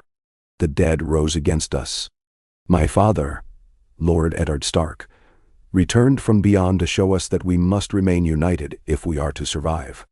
I do not know what gods bestowed this miracle, nor why they took him from us so soon, but I believe it was a sign that we must stand as one people. We have no more time for petty squabbles or old grudges. The next time the dead come, they may come in greater force. We must be ready. Ni? She paused, letting her words hang in the charged air. I call upon every house in the North, every free folk clan, every man and woman who would call this land home, stand with us.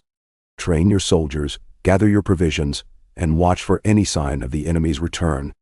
We shall keep the ravens flying that none be taken by surprise.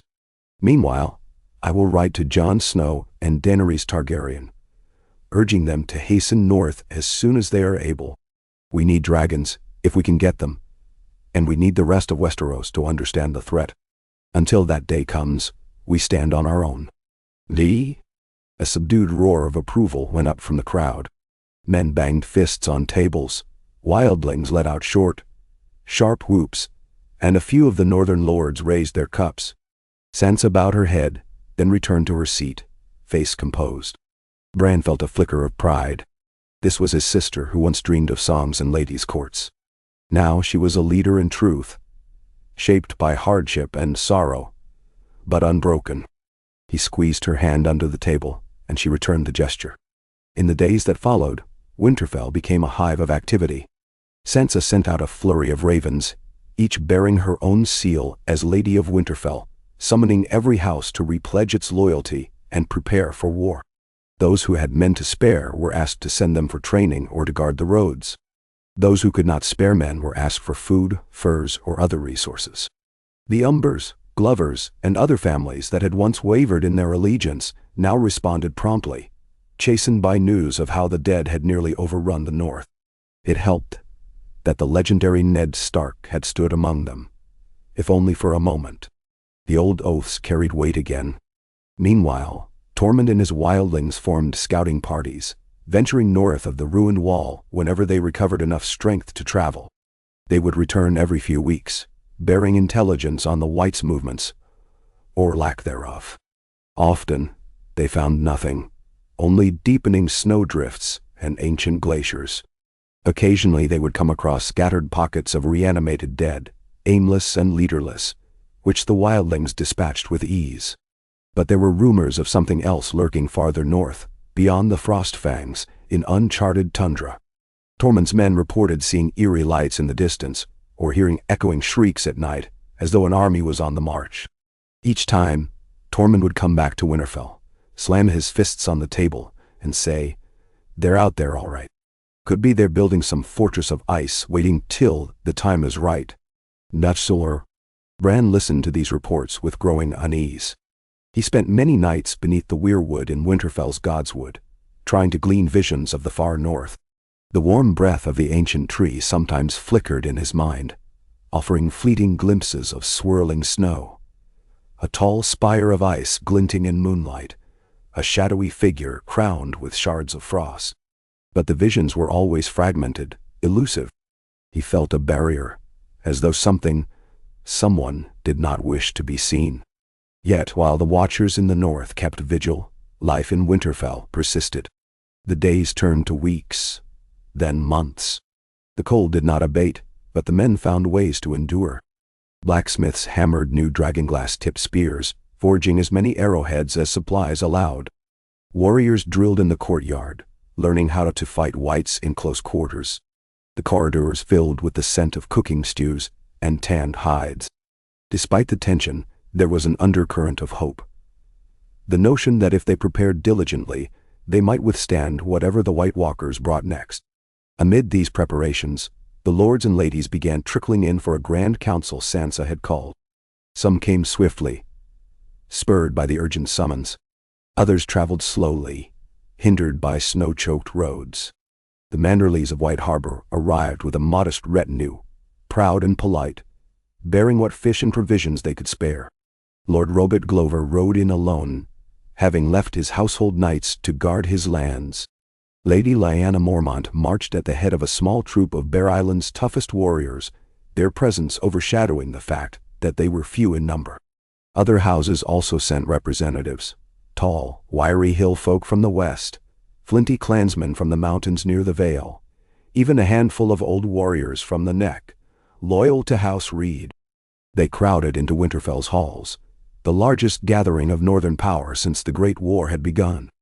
During this council, Sansa presided with a composed grace that belied her youth.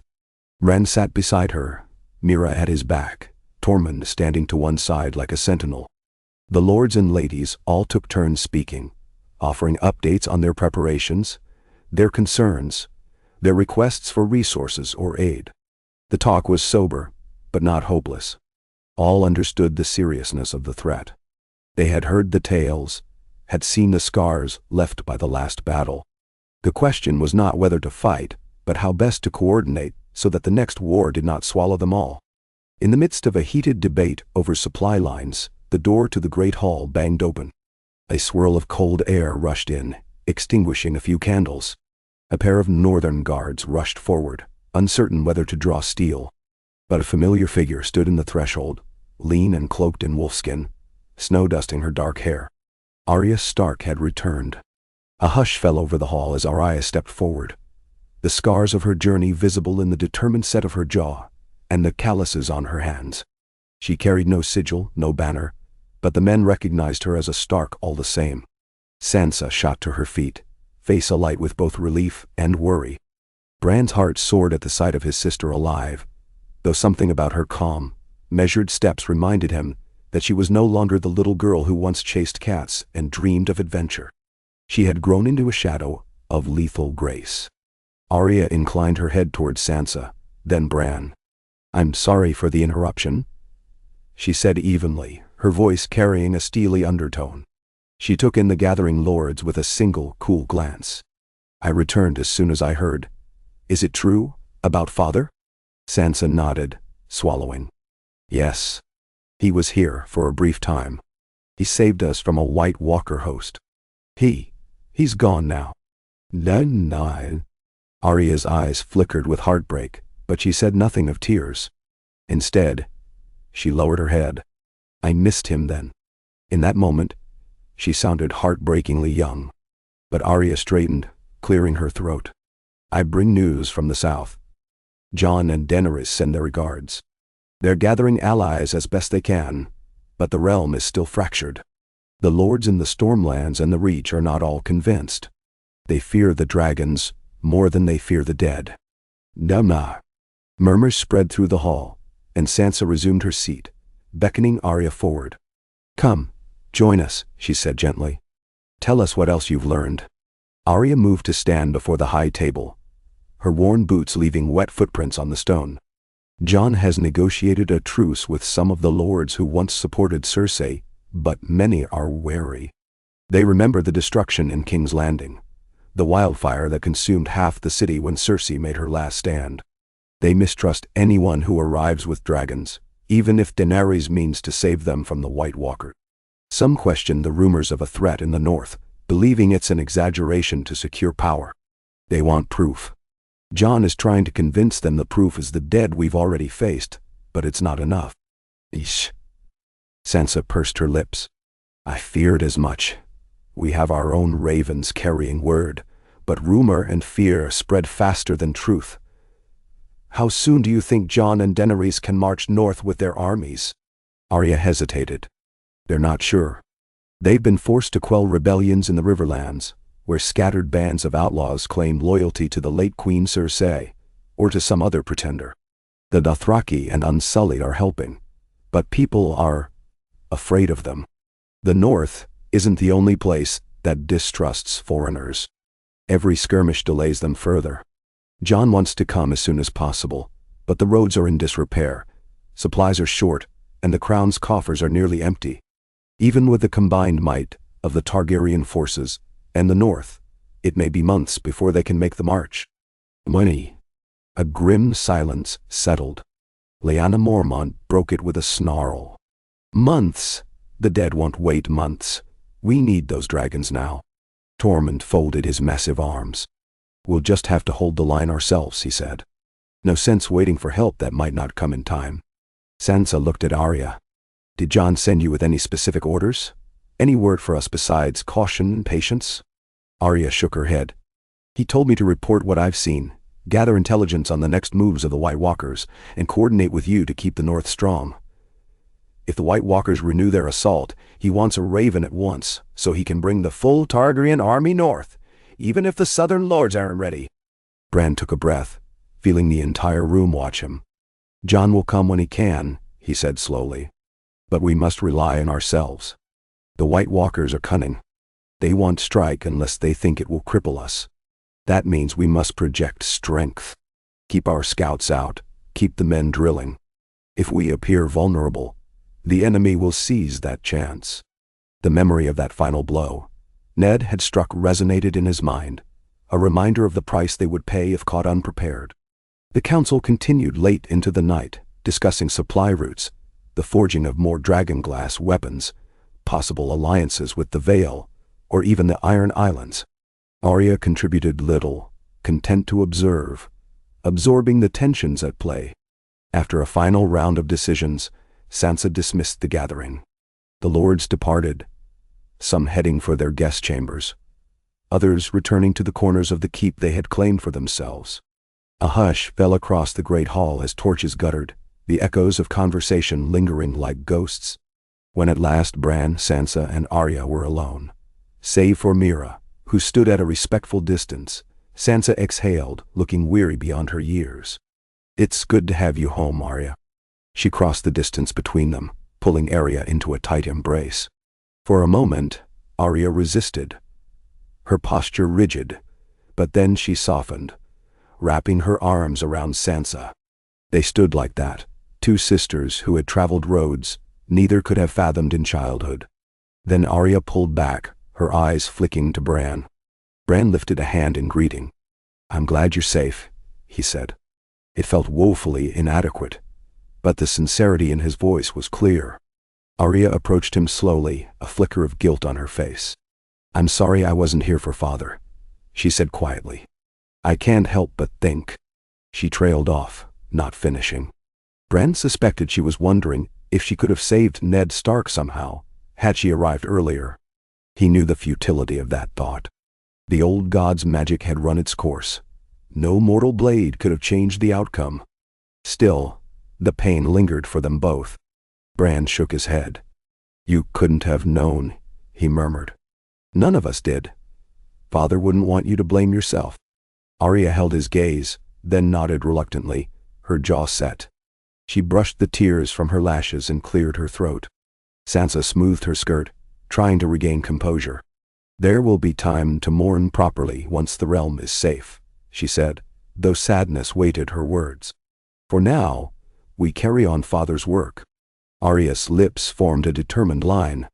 "What do you need of me?" Sansa glanced at Bran, who answered. "You're the best scout and infiltrator we have," he said. "We need more eyes out there, not just beyond the wall but within the north too. If there are traitors or spies sowing discord, we need to root them out. The White Walkers love nothing more than chaos among the living." Arya inclined her head in agreement. "I can do that."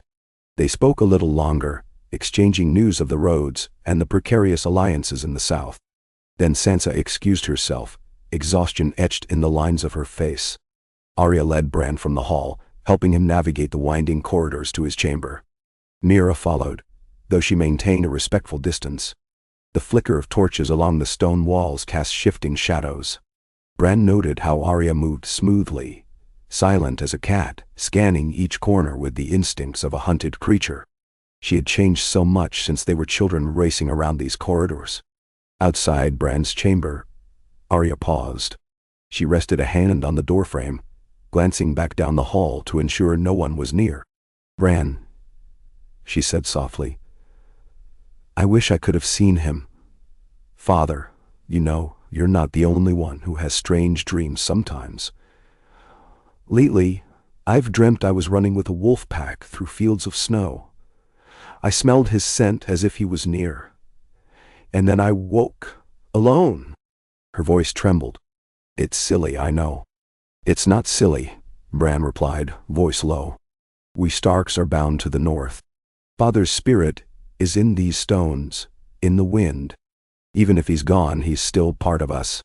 He reached out to squeeze her hand. Arya nodded, swallowed, then gave him a small, fierce smile before departing. Meera assisted Bran inside, helping him settle. He was too exhausted for more words, and drifted off to a restless sleep filled with swirling snow and distant howls. In the following weeks, Arya set about her task with characteristic efficiency. She vanished and reappeared like a ghost, traveling on swift horseback to the nearby regions, checking roads, investigating rumors of bandits or saboteurs. She returned occasionally to report to Sansa and Bran. A few pockets of discontent in the western hills, but nothing that seemed connected to the White Walkers. An outcast group of ex-soldiers harassing travelers near the last river, easily dispatched. Meanwhile, Tormund and his wildling scouts combed the tundra beyond the collapsed sections of the wall. More and more, they returned with troubling signs, patches of newly disturbed snow that suggested large numbers of whites crossing at night, though no direct confrontation ensued. One frigid morning, as hoarfrost glittered on Winterfell's walls, a raven arrived bearing unusual tidings from the Vale. Lord Royce, who effectively ruled there in the name of the boy Robert Arryn, wrote that mysterious sightings had been reported in the high passes. Strange shapes crossing the mountains at dusk, leaving behind patches of ice that did not melt in daylight. The Vale's knights had investigated, only to find that entire villages in remote areas were deserted. Doors left open, tables set as though the inhabitants had vanished mid-meal. Livestock roamed freely, half dead from cold. There were no corpses, no sign of struggle. The villagers had simply disappeared. Sansa read the letter aloud to Bran, Arya, and Meera, in a tense gathering. He, suspects the work of whites but can't be certain," she said, voice trembling slightly. "He begs Winterfell to send guidance or reinforcements if possible. They fear an invasion from the mountains, but the Knight of the Vale can't mobilize enough men to patrol every pass." Arya leaned forward, brows furrowed. "If the White Walkers have a host crossing the mountains, they could come at us from the southeast, bypassing the ruined wall entirely. That would put them dangerously close to Moat Cailin, and from there, the entire north." Bran felt a chill that had nothing to do with the weather. He rubbed his temples. "We need to confirm what's happening. The Vale is well defended, but if a silent host is creeping through the passes, we might face a two-pronged assault.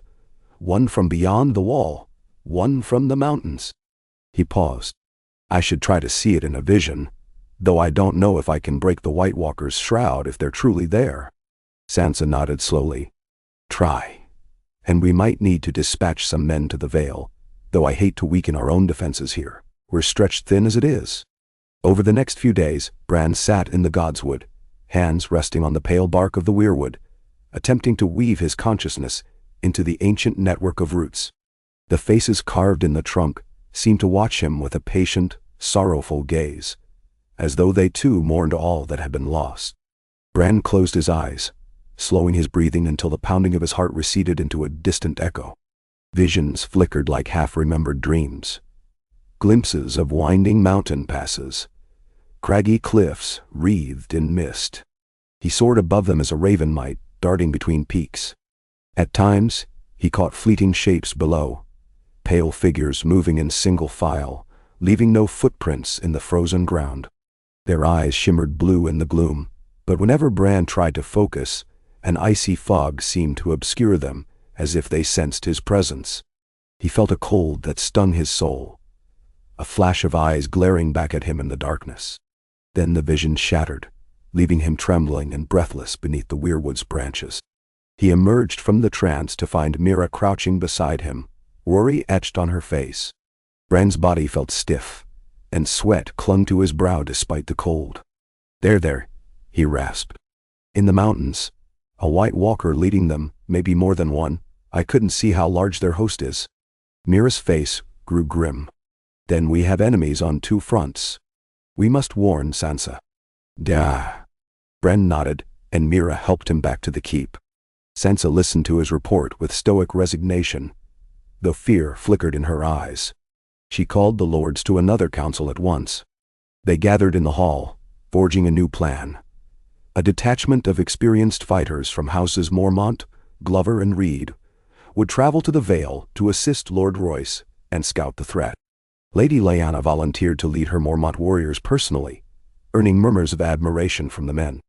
Sansa did not try to dissuade her. "We need the bravest among us," she said softly, "and that is you." Within 3 days the detachment set out. Arya offered to accompany them, but Sansa asked her to remain for now, uncertain if leaving Winterfell vulnerable to infiltration was wise. Arya did not argue, though her restless spirit was evident.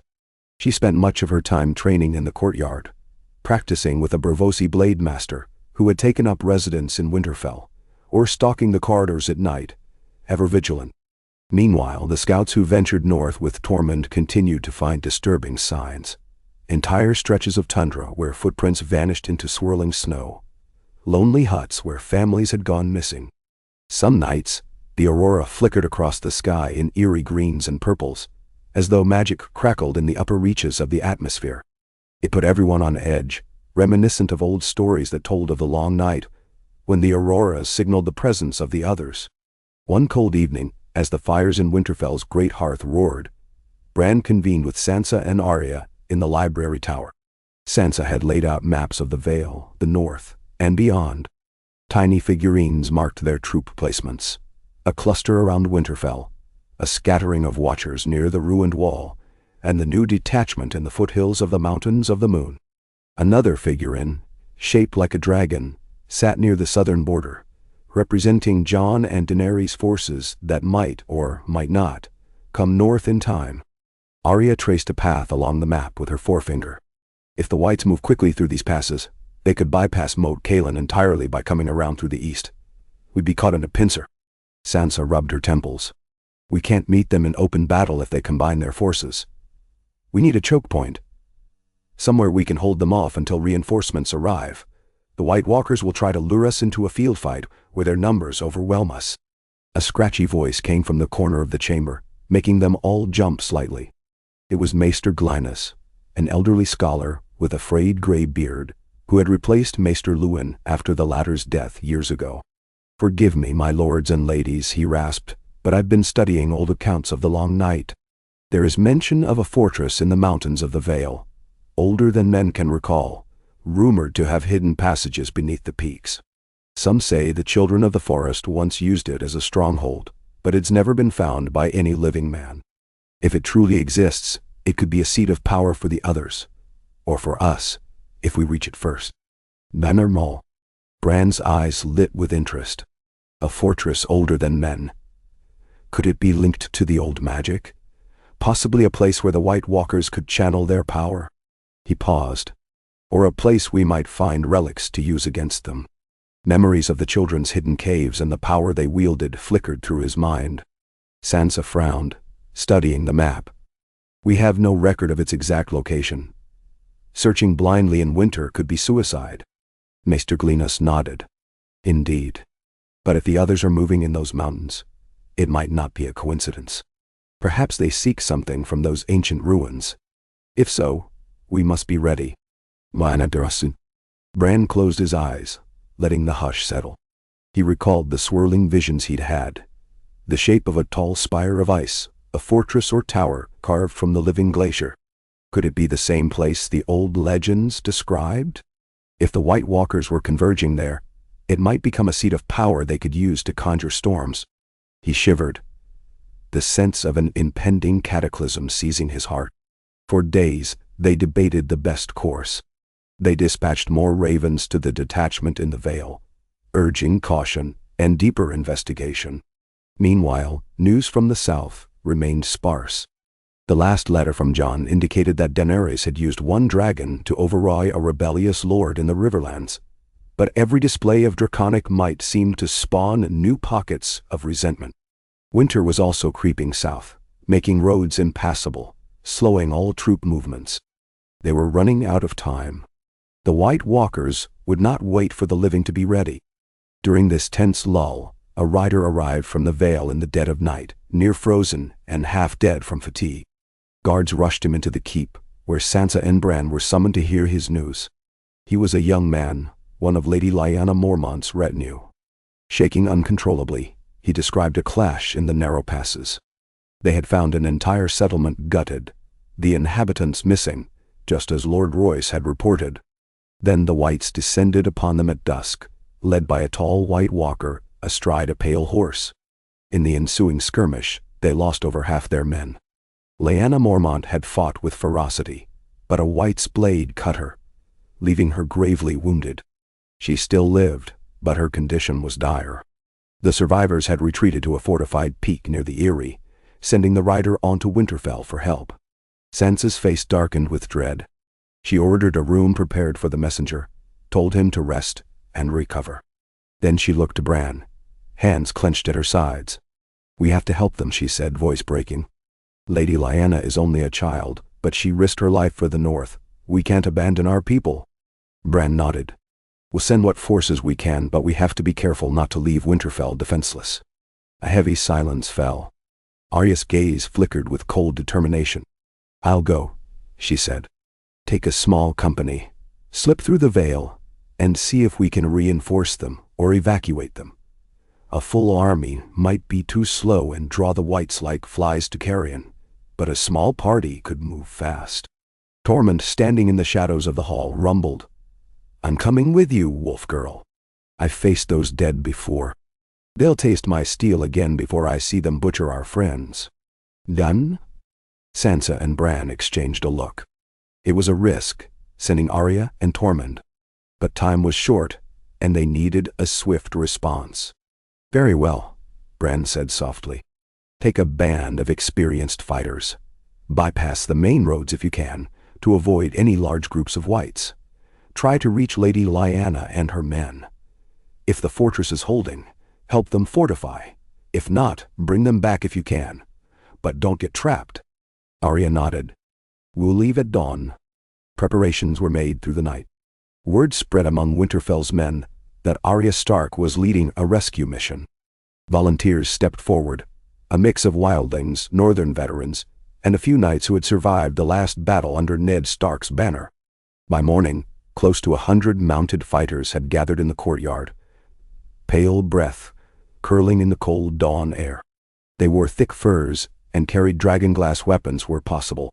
Arya, clad in dark leathers, moved among them, giving succinct orders. Tormund stood at the front, his red hair a stark contrast to the snow, gripping a fearsome axe.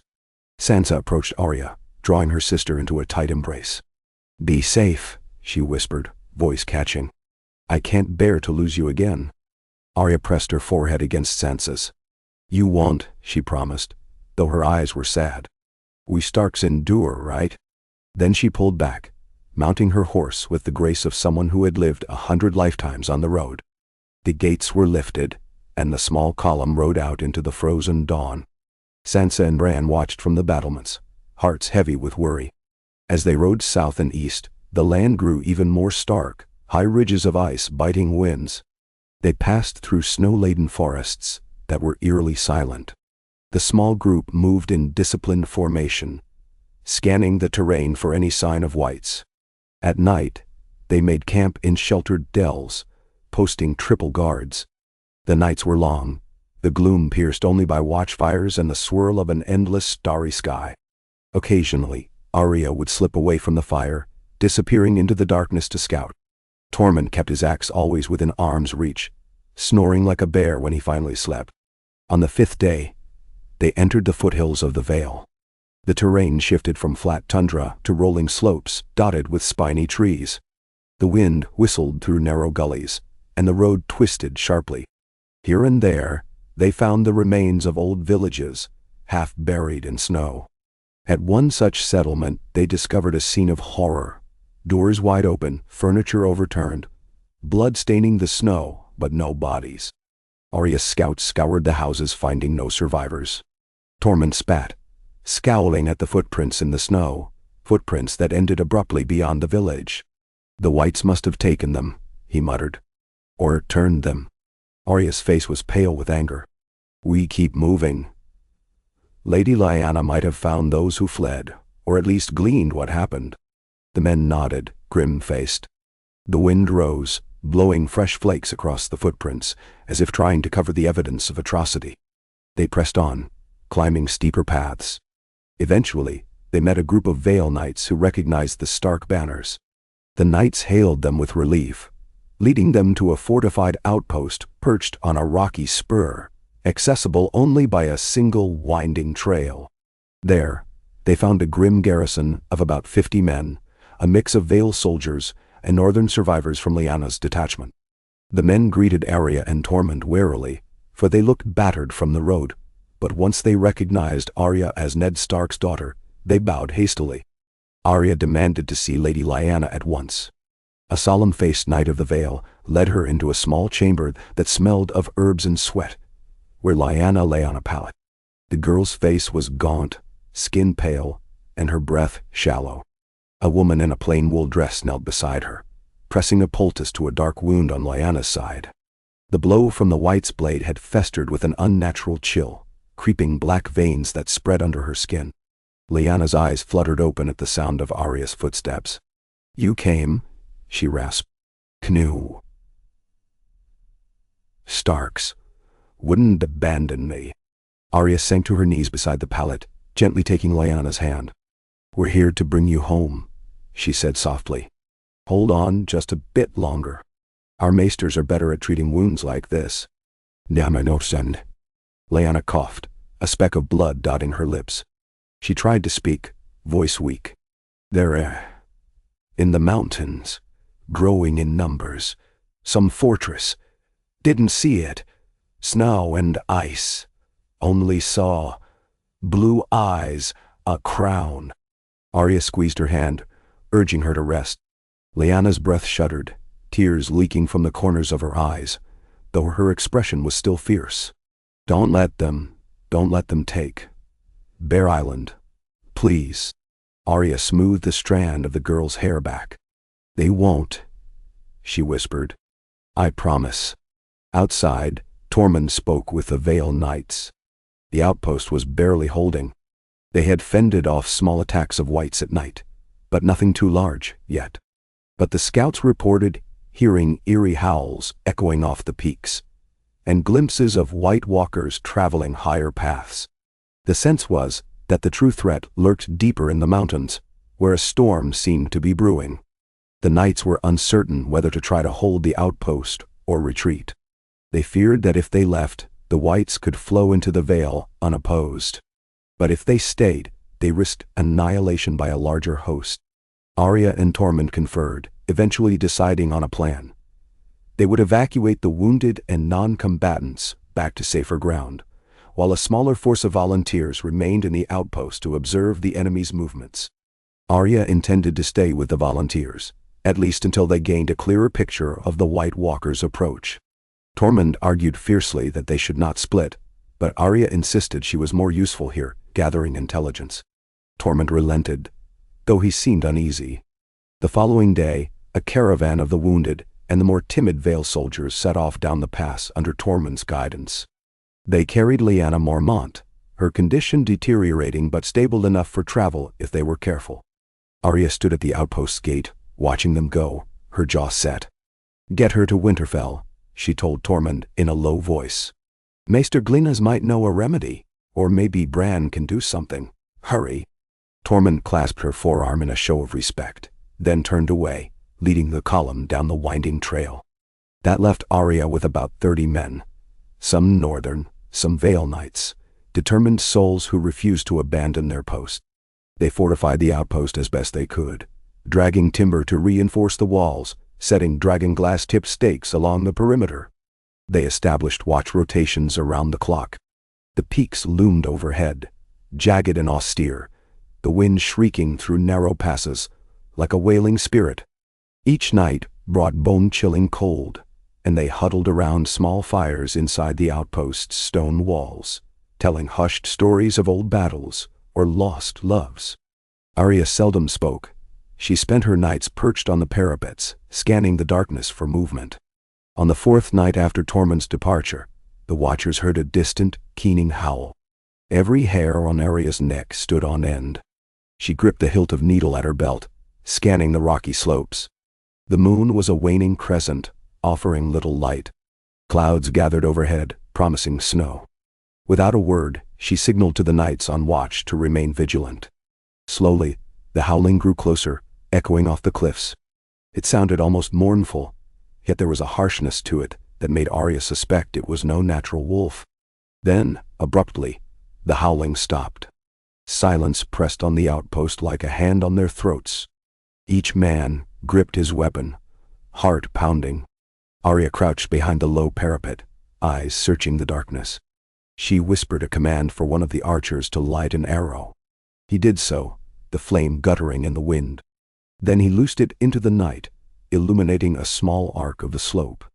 A flash of movement. Pale figures, half hidden behind boulders. A hiss from one of the knights. Whites, he breathed. The next moment, they erupted from the shadows in a frenzied rush. Dozens of them, perhaps more, clambering over rocks and scree, eyes burning blue. Their ragged bodies were rimed with frost, weapons clenched in skeletal hands. The watchers loosed arrows, many tipped with dragonglass, and several whites fell, disintegrating on impact. But the wave kept coming. Arya shouted orders, directing the men to the ramparts. The outpost's gate was barred and reinforced, but the whites launched themselves at the wall, clawing and scraping. The sheer ferocity of their assault shook the timbers. The defenders fought grimly, toppling boulders onto the whites, stabbing downward with spears. Arya darted along the wall walk, directing archers to concentrate their fire. When a white managed to hook its rotted fingers over the top of the rampart, she stabbed it through the head with needle, then kicked it away, sparks of icy magic scattering. More whites followed, unrelenting. Some carried crude grappling hooks fashioned from bone and sinew. Arrows and spears cut them down, but it felt endless. Then a piercing shriek split the night. A white walker appeared on a ledge above the outpost, astride a pale horse. Its eyes glowed with a malevolent blue light, and it raised a spear made of glimmering ice. Arya's breath caught. She had never seen one of the walkers so close. Its face was gaunt, features elongated, like a sculpture of living frost. It surveyed the battle with cold detachment. The walker hurled its spear. The weapon whirled with supernatural speed, trailing a glimmer of frost in the air. It struck the outpost's lower wall, exploding in shards that blasted splinters through the defenders. A knight screamed, toppling backward, half his torso missing. Others clutched at their faces, cut by flying fragments of ice. The whites used that moment to surge, climbing higher. Arya ground her teeth, leaping to intercept. She stabbed one white through the face, then whirled to slash another's legs. But for each one she destroyed, 2 more scaled the wall. The men were outnumbered at least 3 to 1. "Fall back inside," she shouted. The outer rampart was becoming untenable. The defenders scrambled to retreat, dragging the wounded with them, slamming an inner gate shut. The White Walker loomed on its perch, scanning for weakness. Once again, it raised its spear, but this time it seemed to hesitate, as if listening to some silent command. Then, with a slow, deliberate gesture, it urged the whites forward. More poured over the crest, a relentless tide of the undead. Arya and a group of knights formed a line in the courtyard, waiting for the inevitable breach. She could hear the pounding of her own heart, the ragged breathing of the men around her. The swirling snow turned the night into a whirlwind of white flakes and swirling darkness. The whites smashed through the weakened rampart, skittering over debris like insects. One tall white lunged at Arya, sword raised. She sidestepped, driving needle through its ribcage, then yanked the blade free. Another came from behind, claws raking. She spun, severing its arm at the elbow, then finishing it with a thrust under the jaw. The courtyard erupted into chaos, men shouting, whites shrieking in their unholy hunger. She lost track of time. The world narrowed to the clash of steel, and the flash of blue eyes in the gloom. Her breath burned in her lungs, each heartbeat a frantic drum. Blood slicked the cobbles, bodies collapsed. A knight toppled beside her, a white latched onto his throat. Arya decapitated it, but the knight was already done for, choking on his own blood. Another man cried out for help, pinned by 2 whites. Arya hurled a dragon-glass dagger, shattering one, then lunged to dispatch the other. She dragged the wounded man to his feet, shoving him behind a group of spearmen. Above them on the ledge, the White Walker watched impassively. Arya's eyes flicked toward it, fury blazing in her chest. She had heard stories of how even a single White Walker could decimate a battalion, but something inside her refused to yield. She signaled to an archer still clinging to the parapet. "Shoot it!" The archer knocked a dragonglass arrow, drawing the bowstring. The walker lifted its spear again. Lightning fast, it hurled the ice weapon, sending the archer flying backward in a spray of blood and shattered stone. The arrow never flew. More whites poured in. The defenders' line buckled. Arya realized with horror that the courtyard was nearly lost. The men were being pushed toward the keep's inner door, which would trap them in a small space with little chance of escape. She gritted her teeth, searching desperately for a means to turn the tide. There were no barrels of wildfire here, no siege weapons, only what they carried and the meager fortifications. Despair pressed on her mind, but she fought it back. She remembered her father's face, remembered how Ned Stark had returned from death itself to stand against these monsters. She would not let his example be in vain. Sucking in a sharp breath, Arya sprinted across the courtyard, weaving through whites with a dancer's grace, needle flashing left and right. Behind her, the men shouted in alarm, but she paid them no heed. She vaulted a low barricade, tumbled past a lunging white. Her target was the stable yard, where a narrow ladder led to the outpost's highest parapet, a vantage that might give her a clear shot at the White Walker. If she could just reach it. Whites lunged, claws scraping. She cut them down in swift arcs, her slender blade almost a blur. One's bony hand snagged her cloak, but she twisted free, hacking off its head. Then she burst into the stable yard, found the ladder, and scrambled upward. The wind roared, nearly toppling her. At the top, the parapet swayed under her weight. She pressed herself against the stone, scanning the ledge where the walker perched. It was still there, glaring down with icy contempt, spear at the ready. She readied a dragon-glass dagger, gripping it firmly. The distance was far, and the wind savage. But if she could land one good throw. She took a steadying breath, focusing on the creature's chest. It turned slightly as if it sensed her. She let the dagger fly. The blade whirled end over end, glinting in the faint moonlight. But a gust of wind twisted it off course, and it clattered harmlessly against the rocks.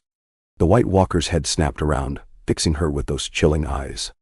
Arya's breath caught. She swore softly, reaching for another dagger. But the walker moved first, hurling its icy spear. It streaked toward her like a bolt of lightning. Arya dove aside, the spear shattering stone inches from where she'd stood. Fragments of ice and rock sprayed her, slicing her cheek. She hissed in pain, pressing herself flat to the parapet. Below, the defenders were nearly overrun. She heard their cries, the desperate clang of steel.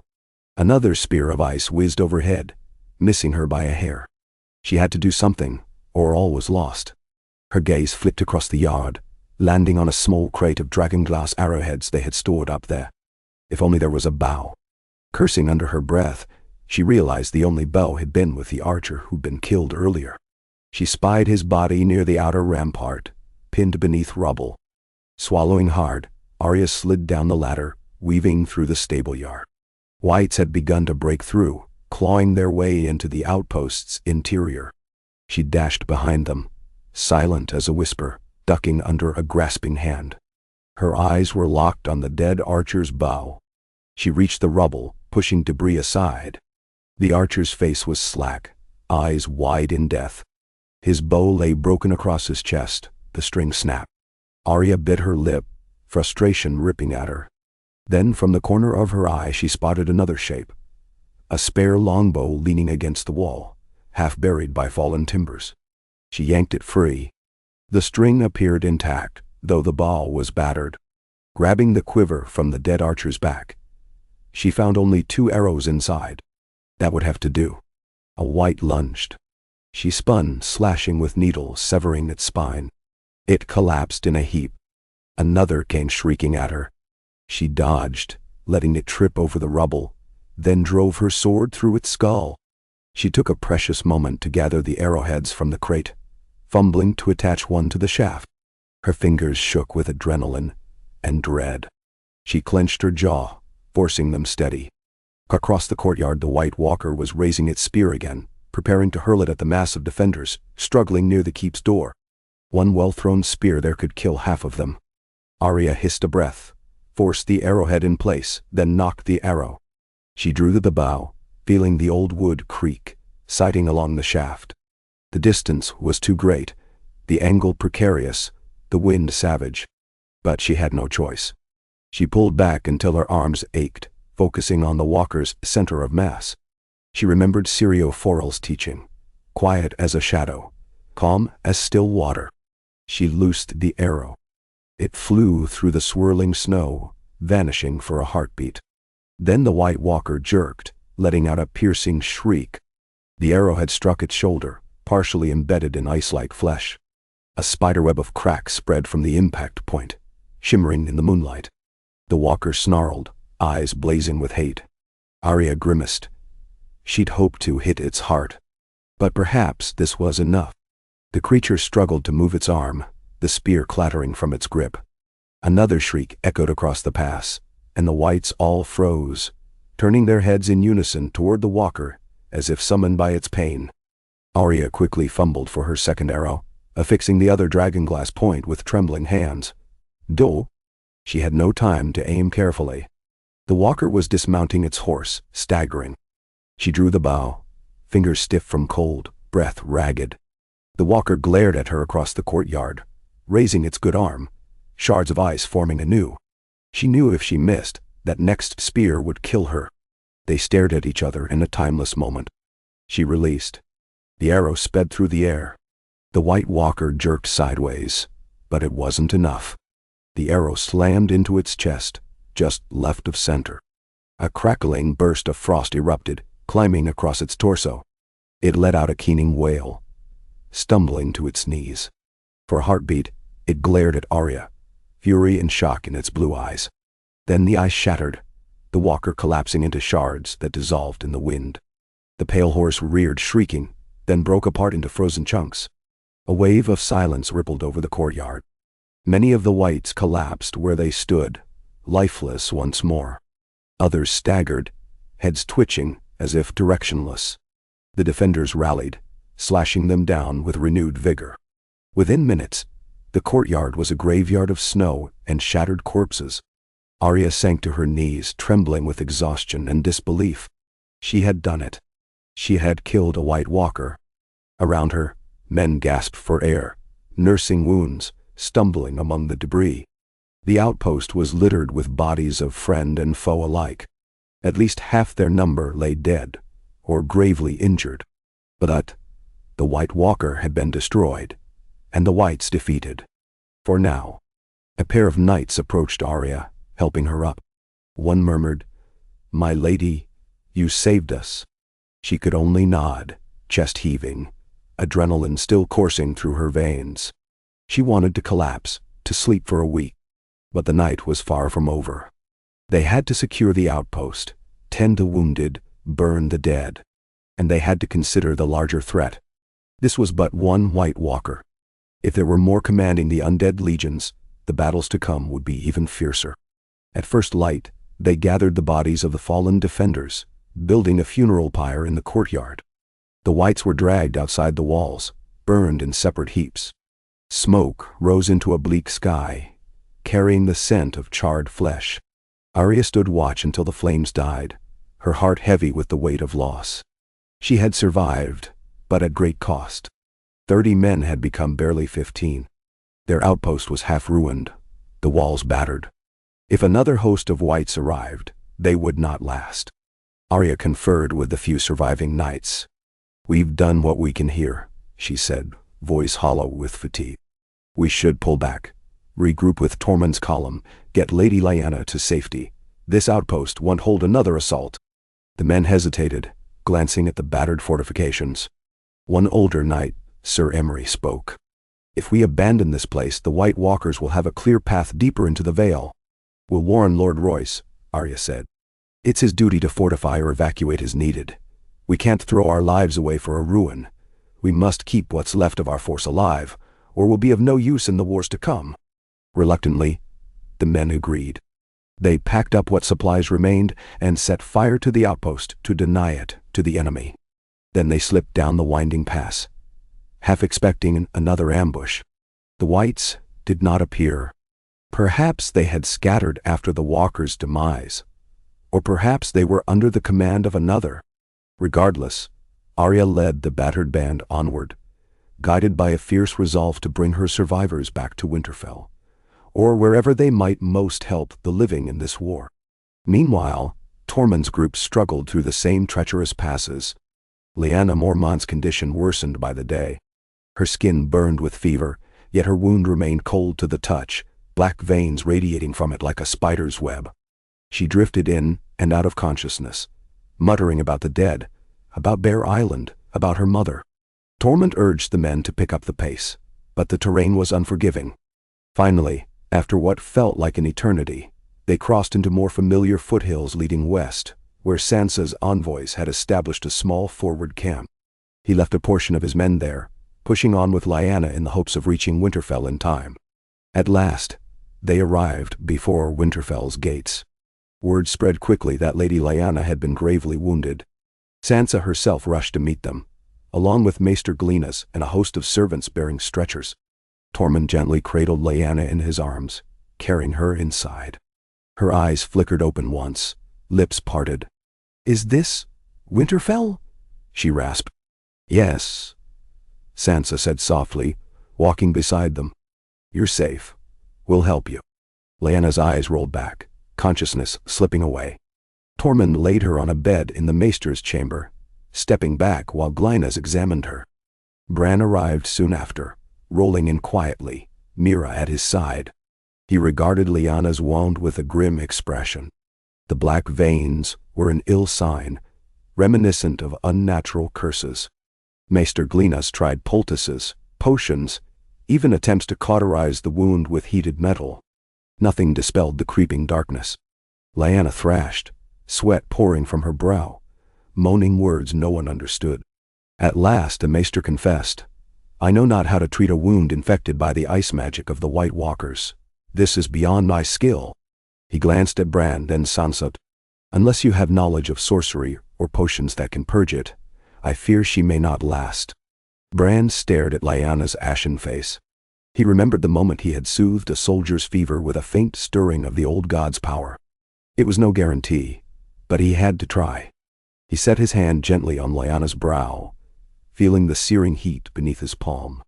Closing his eyes, he steadied his breathing. Reaching into the well of power that once guided him beyond the wall, he murmured old words taught by the children of the forest, beseeching the old gods for aid. A subtle energy stirred at the edge of his awareness. He followed it, like stepping onto a narrow path through a dark wood. He sensed Lyanna's life force flickering, overshadowed by a creeping chill. Within her, something snarled, like a ravenous beast of ice. He tried to interpose the warmth of the old gods, to ward off the infection. For a moment, he felt progress. The black veins stopped spreading. Lyanna's breathing eased. But the chill fought back, gnawing at his presence like fangs of frost. Bran felt his own strength waver, the connection faltering. He risked pushing harder, letting more of the old god's power flow through him. Lyanna gasped, arching her back. Then Bran's vision went white, a sudden surge of icy agony stabbing his mind. He cried out, yanking his hand away.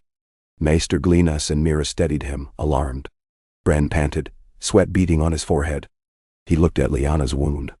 The black veins had receded slightly from the surface, but they remained, pulsing faintly. She was still perilously ill. Bran had only slowed the spread, not banished it. If he tried again, he might kill them both, or so he feared. Tormund's face was twisted with despair. Sansa gently laid a hand on his arm. "We'll keep trying," she whispered. "Don't lose hope." Tormund nodded dumbly, stepping back to let the maester redress the wound. It was all they could do for now. Over the next few days, Lyanna drifted between life and death. Bran tried again once, with the same results, momentarily halting the infection, but unable to overcome it fully. He began sending frantic messages to whatever allies might know of advanced healing. Red priestesses in the east, rumored witches in the swamps of the Neck, maesters with deeper knowledge in Old Town, but winter had made travel slow, and ravens risked storms. Meanwhile, Tormund kept a near-constant vigil by Lyanna's bedside, occasionally dozing in a chair. When she stirred, she mumbled about Bear Island, about the honor of House Mormont, about her mother and father. Once, she opened her eyes, saw Tormund and croaked, "Don't let them have my island." He shook his head fiercely. "Never," he vowed, voice thick. During this somber vigil, a horn blast echoed from the walls, announcing new arrivals. Sansa went to the battlements, expecting a merchant caravan or a small party of northern lords. Instead, she found a line of unfamiliar banners approaching. Golden shapes on dark fields, foreign sigils seldom seen this far north. Some men wore the triple spiral crest that Sansa recognized from references to Old Kais or Volantis. Others bore a flaming heart, reminiscent of the Red Priesthood. At their head was a woman with fiery red hair, skin as pale as milk, riding a tall horse. She carried herself like a priestess, wearing red robes that fluttered in the northern wind. Sansa's heart pounded.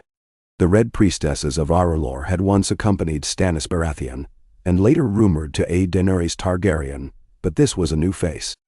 A guard asked, "Shall we bar the gates, my lady?" Sansa studied the columns of men, none of whom appeared to be attacking. The red-haired woman at their front raised a hand in greeting, as if seeking parley. Sansa shook her head. "No, let them approach, but keep a watchful eye." In the courtyard, the visitors halted. Sansa descended to greet them, flanked by Stark guards and a handful of northern lords. The red-haired woman dismounted gracefully, bowing. "I am Kinvara," she announced in a silken voice, "High Priestess of the Lord of Light in Volantis. We come to aid in the struggle against the Great Other. We have heard tidings that the dead walk once more in the north. We believe the time has come to unite the faithful and drive back the darkness." "Vayin?" Murmurs spread among the assembled onlookers. Sansa felt a mix of relief and suspicion. The Red Priests were known for their zeal, and their magic could be potent. But their motives were often murky, guided by visions of flame. "We welcome any who would stand against the White Walkers," Sansa said carefully. "But our realm has seen many false promises. Why do you come now?" "Then the war." Kinvara's lips curved in a faint smile. "Because the hour is darkest before dawn. The Lord of Light has shown us visions, a boy with the gift of the Green Seer, a dragon queen in the south, and a father returned from death only to fall again. The White Walkers gather once more, and we cannot stand idle. We know there is a grievous illness here, a warrior child wounded by the Walker's frost. Perhaps we can help." Sansa's eyes widened. "You've heard of Lyanna Mormont?" Kinvara nodded. "The flames speak, my lady. If you permit, we can attempt a healing. But such magic requires faith, and a willingness to risk much." Damn. Hope and caution warred in Sansa's heart. She recalled how the Red Priestess Melisandre had once brought Jon Snow back from death. Perhaps these priests truly could save Lyanna. But at what cost? She remembered the stories of King Stannis' downfall, of sacrifices made in the name of the Red God. Yet if there was a chance to save Lyanna, how could she refuse? She glanced at the men behind Kinvara. Many wore red robes. Some carried ornate braziers and symbols of Ar-alor. They looked weary from travel, but resolute. "Come inside," Sansa said at last. "We will speak further." Thus, the High Priestess and her entourage entered Winterfell. Word spread quickly of their arrival, stirring curiosity and unease among the northern folk. Some whispered that the Red God was as foreign and dangerous as the White Walkers. Others saw them as potential saviors, recalling that Melisandre had once resurrected Jon Snow. Whatever the mood, these new arrivals were an undeniable sign that alliances were shifting. The war to come would not be fought by Northerners alone. In the Maester's chamber, Tormund stood protectively by Lyanna's bed as Kinvara knelt beside the girl. Sansa, Bran, Meera, and Maester Glynas looked on. Kinvara examined the wound, lips pressed in a thin line. She closed her eyes, murmuring in a language none of them recognized, perhaps High Valyrian or some older dialect of the Red Temple. Then she looked to Sansa and Bran. The chill of the Great Other clings to her, a corruption that normal means cannot purge. But there may be a way if the Lord of Light wills it. We must burn the frost out. She will either be freed or consumed. The risk is high. "Menris and Tormund snarled. "What do you mean consumed?" Kinvara's gaze remained serene. "If the darkness in her blood is stronger than the flame, it may devour her life. If we do not try, she will likely die anyway, or become something worse. I sense the White Walker's power feeding on her life force. Even your Greenseer's attempts only halted it. The final step requires the cleansing fire.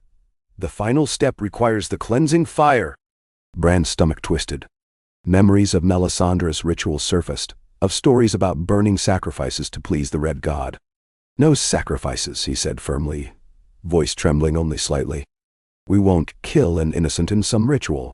Kinvara smiled, a flicker of sympathy on her face. "There is no need for that. The sacrifice would be only the cursed blood that threatens her life. But she must endure the flame. If you grant permission, we will begin at once." All eyes turned to Tormund, who had effectively become Lyanna's guardian in these dire days. He stared at the priestess, distrust burning in his eyes. But when he looked at Lyanna, her face pale, breath weak, he exhaled a ragged sigh. "If there's any chance to save her," he said, "do it." Sansa touched Tormund's arm. "We'll stay with her," she promised. She won't face this alone. Under Kinvara's direction, a brazier was set up in the maester's chamber, along with candles arranged in a circle around Lyanna's bed. The windows were shuttered, leaving the chamber lit only by flickering flames.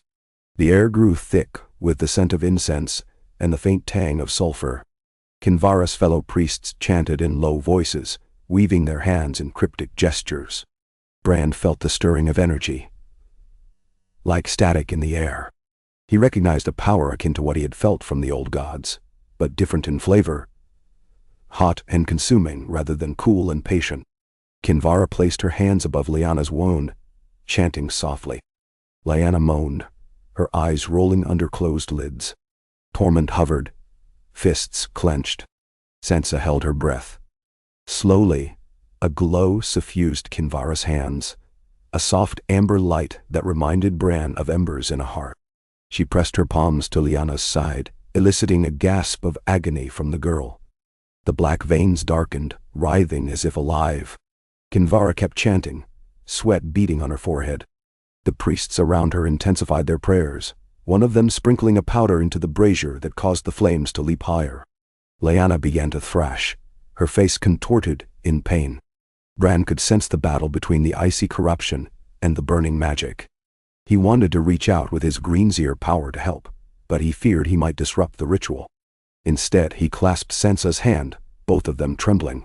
Torment knelt, whispering encouraging words to Lyanna, his voice thick with emotion.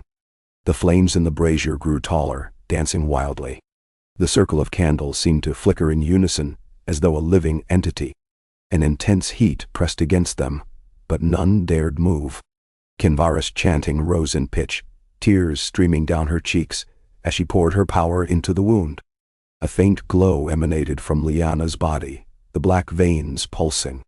Then, with a final crescendo of chanting, a burst of orange flame flared across Lyanna's side. She screamed, arching her back. The black veins seemed to shrivel, dissolving into ash. Then the flame winked out. For a moment, no one moved. The priests fell silent, panting from exertion. Kinvara slumped, her hands still on Lyanna's side. Tormund rushed forward, searching Lyanna's face. The girl's chest rose and fell in shallow breaths, her brow glistening with sweat. Maester Glynas gingerly bent over to examine her wound. The black veins were gone, replaced by red, inflamed skin.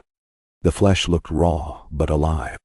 Lyanna's eyelids fluttered, and she opened her eyes, looking around in confusion. "Lyanna," Tormund whispered, relief flooding his features. Sansa pressed a hand to her mouth, stifling a sob of joy. Bran closed his eyes briefly, offering thanks to any gods who might be listening. Old, new, or red. Lyanna's voice was weak, but coherent. "Where am I?" she rasped. Then her gaze fell on Tormund. "What happened?" "You were wounded by a White Walker," Tormund said gently, his voice trembling. "We brought you here. The Red Priestess saved your life." Lyanna's brow furrowed as if wrestling with the memory. She blinked slowly, taking in her surroundings. Kinvara managed to smile, though she looked drained. "You are free of the great odor's chill," she murmured. "Though you must rest, child. Your strength will take time to return." "Manarthim." Tormund bowed his head in gratitude. "Thank you," he said. "If there's anything." Kinvara waved a hand, still catching her breath. "We do the Lord of Light's work. That is enough." Maester Glynas stepped in to tend the wound, applying salve to the raw skin. Lyanna winced, but otherwise bore it stoically. Sansa touched the girl's shoulder, tears still shining in her eyes. "Rest now, Lady Mormont. You're safe in Winterfell." "Thank you, Lady Sansa," Lyanna murmured, her voice still hoarse. She drifted into an exhausted sleep, stable but alive. The Watchers shared a moment of quiet wonder, hardly believing they had snatched her from the brink. When word spread of Lyanna's recovery, gratitude toward the Red Priests blossomed among many in Winterfell.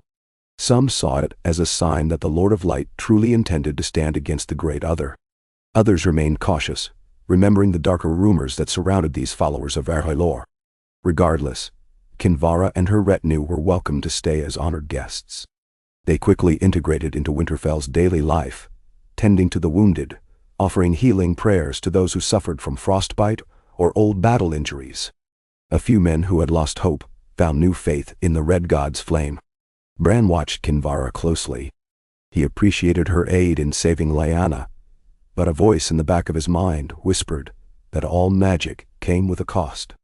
The Red Priestess glided through the halls with a serene smile, occasionally speaking cryptic phrases about destinies unfulfilled, about the need for the living to stand together. Whenever she passed near the Godswood, Bran felt a faint tension, as if the old gods regarded her flame worship with wary curiosity. Yet for the moment, an uneasy harmony reigned in Winterfell. Amid this, the ravens returned with messages from the Vale. Arya's band had reunited with Tormund's group after their separate struggles, and they were marching back to Winterfell. News of Arya slaying a White Walker spread like wildfire, eliciting awe and cheers. The letter also carried dire warnings. The White Walkers were indeed gathering in the mountains, possibly forging alliances with scattered undead hosts from the north. If they assembled a combined force, the assault on the living might dwarf anything seen before. Jon Snow's latest raven arrived soon after. Daenerys had subdued the rebellious lords in the Stormlands and was now gathering her combined forces. One of her dragons, Rhaegal, had been wounded in the fighting but was still able to fly. The plan was to march north, though winter storms in the Riverlands slowed progress. Jon wrote that he hoped to reach the Neck within a month, perhaps less if the roads proved passable. He urged Sansa to prepare Winterfell for a final stand if it came to that. And so Winterfell braced itself. The courtyard bustled with training drills. Blacksmiths worked night and day forging dragon-glass weapons, and new watchtowers were constructed along the roads. Scouts were dispatched to watch for any sign of the White Walkers, beyond both the Vale and in the ruined wall. The lords who had not already arrived were summoned with renewed urgency, urged to bring every man they could muster. Winter was here, and the final war loomed on the horizon. In the Godswood, Bran spent long hours communing with the weirwood, seeking glimpses of what lay ahead. Often, he saw only swirling snow and a faint sense of dread. But occasionally, a fleeting image came through. A vast, frozen plain where armies clashed under a sky dark as pitch, lit by green auroras. A monstrous figure stood in the midst of that battlefield, crowned with horns of ice, wielding a spear of black frost. Beside this figure were White Walkers, and whites in numbers beyond counting. Yet, amid that sea of death, Bran saw flickers of living warriors, dragons overhead, men and women from all corners of Westeros, and at the forefront, a slim figure with a bow, arrow knocked in readiness. He recognized that figure as Arya. He saw Tormund's axe flash in the gloom, and somewhere beyond them, robed figures chanting near a massive brazier, conjuring flame against the cold. He awoke from that vision with a gasp, the chill sinking into his bones. The final confrontation was inevitable. The realm would either stand united or be devoured by the great Other's endless night. His father's sacrifice, his brief return, had given them a chance to unite behind House Stark, and the knowledge that the dead were indeed a threat. But would it be enough? Not long after, Arya and Tormund returned to Winterfell with their remaining warriors, battered but unbowed. Their arrival was a subdued celebration, many rushing to greet them, marveling at the scar on Arya's cheek, where she'd nearly been struck by the White Walker's spear. Sansa embraced Arya fiercely, relieved beyond words that her sister was still alive. Tormund wasted no time visiting Lyanna, who was slowly recovering her strength. When he saw her sitting up in bed, color returning to her cheeks, he actually wept tears of joy, though he tried to hide them beneath a gruff curse. That evening, a gathering took place in the Great Hall, with Sansa, Bran, Arya, Tormund, Kinvara, and other leaders of the North. They shared information, each piece of intelligence painting a fuller picture of the coming war. The White Walkers had a strong presence in the mountains of the Vale.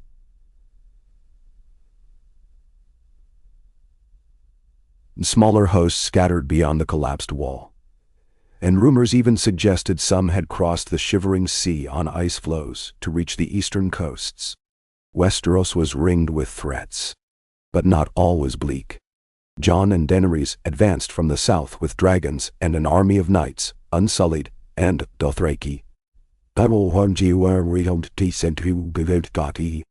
Red Priesthood had arrived from Essos to bolster their cause, offering healing and perhaps fire magic that could match the White Walkers' ice. The people of the North, once disparate, now rallied under the Stark banner. The spark Ned Stark had lit in his final stand still burned in their hearts. If any time in history could unite men under one banner, it was now. As the night wore on, they discussed strategy, possible choke points, the timing of Daenerys' arrival. Kinvara listened with a serene smile, occasionally interjecting with talk of prophecy, a prince that was promised, the forging of a new Lightbringer. Sansa frowned at the mention of prophecy, uncertain how much weight to give such legends. Arya grew restless hearing talk of chosen champions. She knew better than most that waiting for destiny was a fool's game. Action won wars. Bran said little during the council, though his presence was keenly felt. Occasionally, someone would glance his way, as if hoping for a direct vision or assurance of the future. He offered none. The Weirwoods did not guarantee victory, only glimpses and riddles. As the meeting ended, the men and women dispersed in tense silence, each aware that the final test might be upon them sooner than they wished. That night, Bran dreamed again. He found himself standing in the crypts beneath Winterfell, a lone torch sputtering in his hand. The air was cold, the ancient statues of Stark ancestors looming around him. At the far end, he saw Ned Stark's statue, the one raised after his bones were returned from King's Landing. Yet in the dream, the statue was cracked, and Ned's voice seemed to whisper on the wind, "Stand together or fall." Bran turned, seeing shapes in the darkness behind him. The silhouettes of the White Walkers, pale and menacing. Their blue eyes glowed, and their spears scraped the stone floor. He raised the torch, fighting the urge to flee. The crypt walls rumbled, dust falling from the ceiling. Then a slow rumble echoed behind him, and he looked back to see the statue of Ned Stark crumbling, revealing empty darkness where the tomb should have been. From that darkness, a faint light emanated, as if beckoning him. He stepped forward, heart hammering. In the darkness, he saw swirling shadows that coalesced into the shape of his father, battered, ghostly, but smiling at him. Bran reached out, tears gathering in his dream self's eyes, but the figure stepped back. "The war is not done," Ned's voice murmured. "Finish what I began. The North remembers." Bran jolted awake, heart racing. The chamber was dark, the embers in the hearth glowing faintly. Mira slept in a chair nearby, half dozing as she often did to ensure he was safe. Bran exhaled, the dream lingering in his mind. Another reminder that Ned Stark's presence guided them still, even if only in memory or the ephemeral realm of dreams. And so Winterfell stood on the brink of the final war, uncertain but unbroken. The living had gathered, Starks, wildlings, Knights of the Vale, Red Priests, and more, all forging alliances once deemed impossible. They carried the memory of Ned Stark's miraculous return and sacrifice as a rallying flame, for if even death could not silence his devotion to the North, how could they falter now? Far to the south, Jon Snow and Daenerys Targaryen pressed on, determined to bring dragons and men north to face the threat beyond mortal comprehension. Across the sea, other red-robed priests prayed and prepared, for they too sensed the hour of confrontation. And in the far corners of the land, on ice-fanged mountains, in hidden passes, along frozen coasts, the White Walkers marched, their numbers growing with each new village or holdfast they overran, each corpse they added to their ranks. In the heart of Winterfell's Godswood, under the ancient Weirwood, Bran sat with eyes closed, offering silent thanks to the Father who had come back from death to buy them precious time. Whatever the future held, whether heartbreak or triumph, they would face it with courage and unity. The living had been given a second chance to stand together. Ned Stark's voice echoed in Bran's mind, quiet and resolute. A Stark must always be in Winterfell. The words of House Stark, "Winter is coming," had never been more true.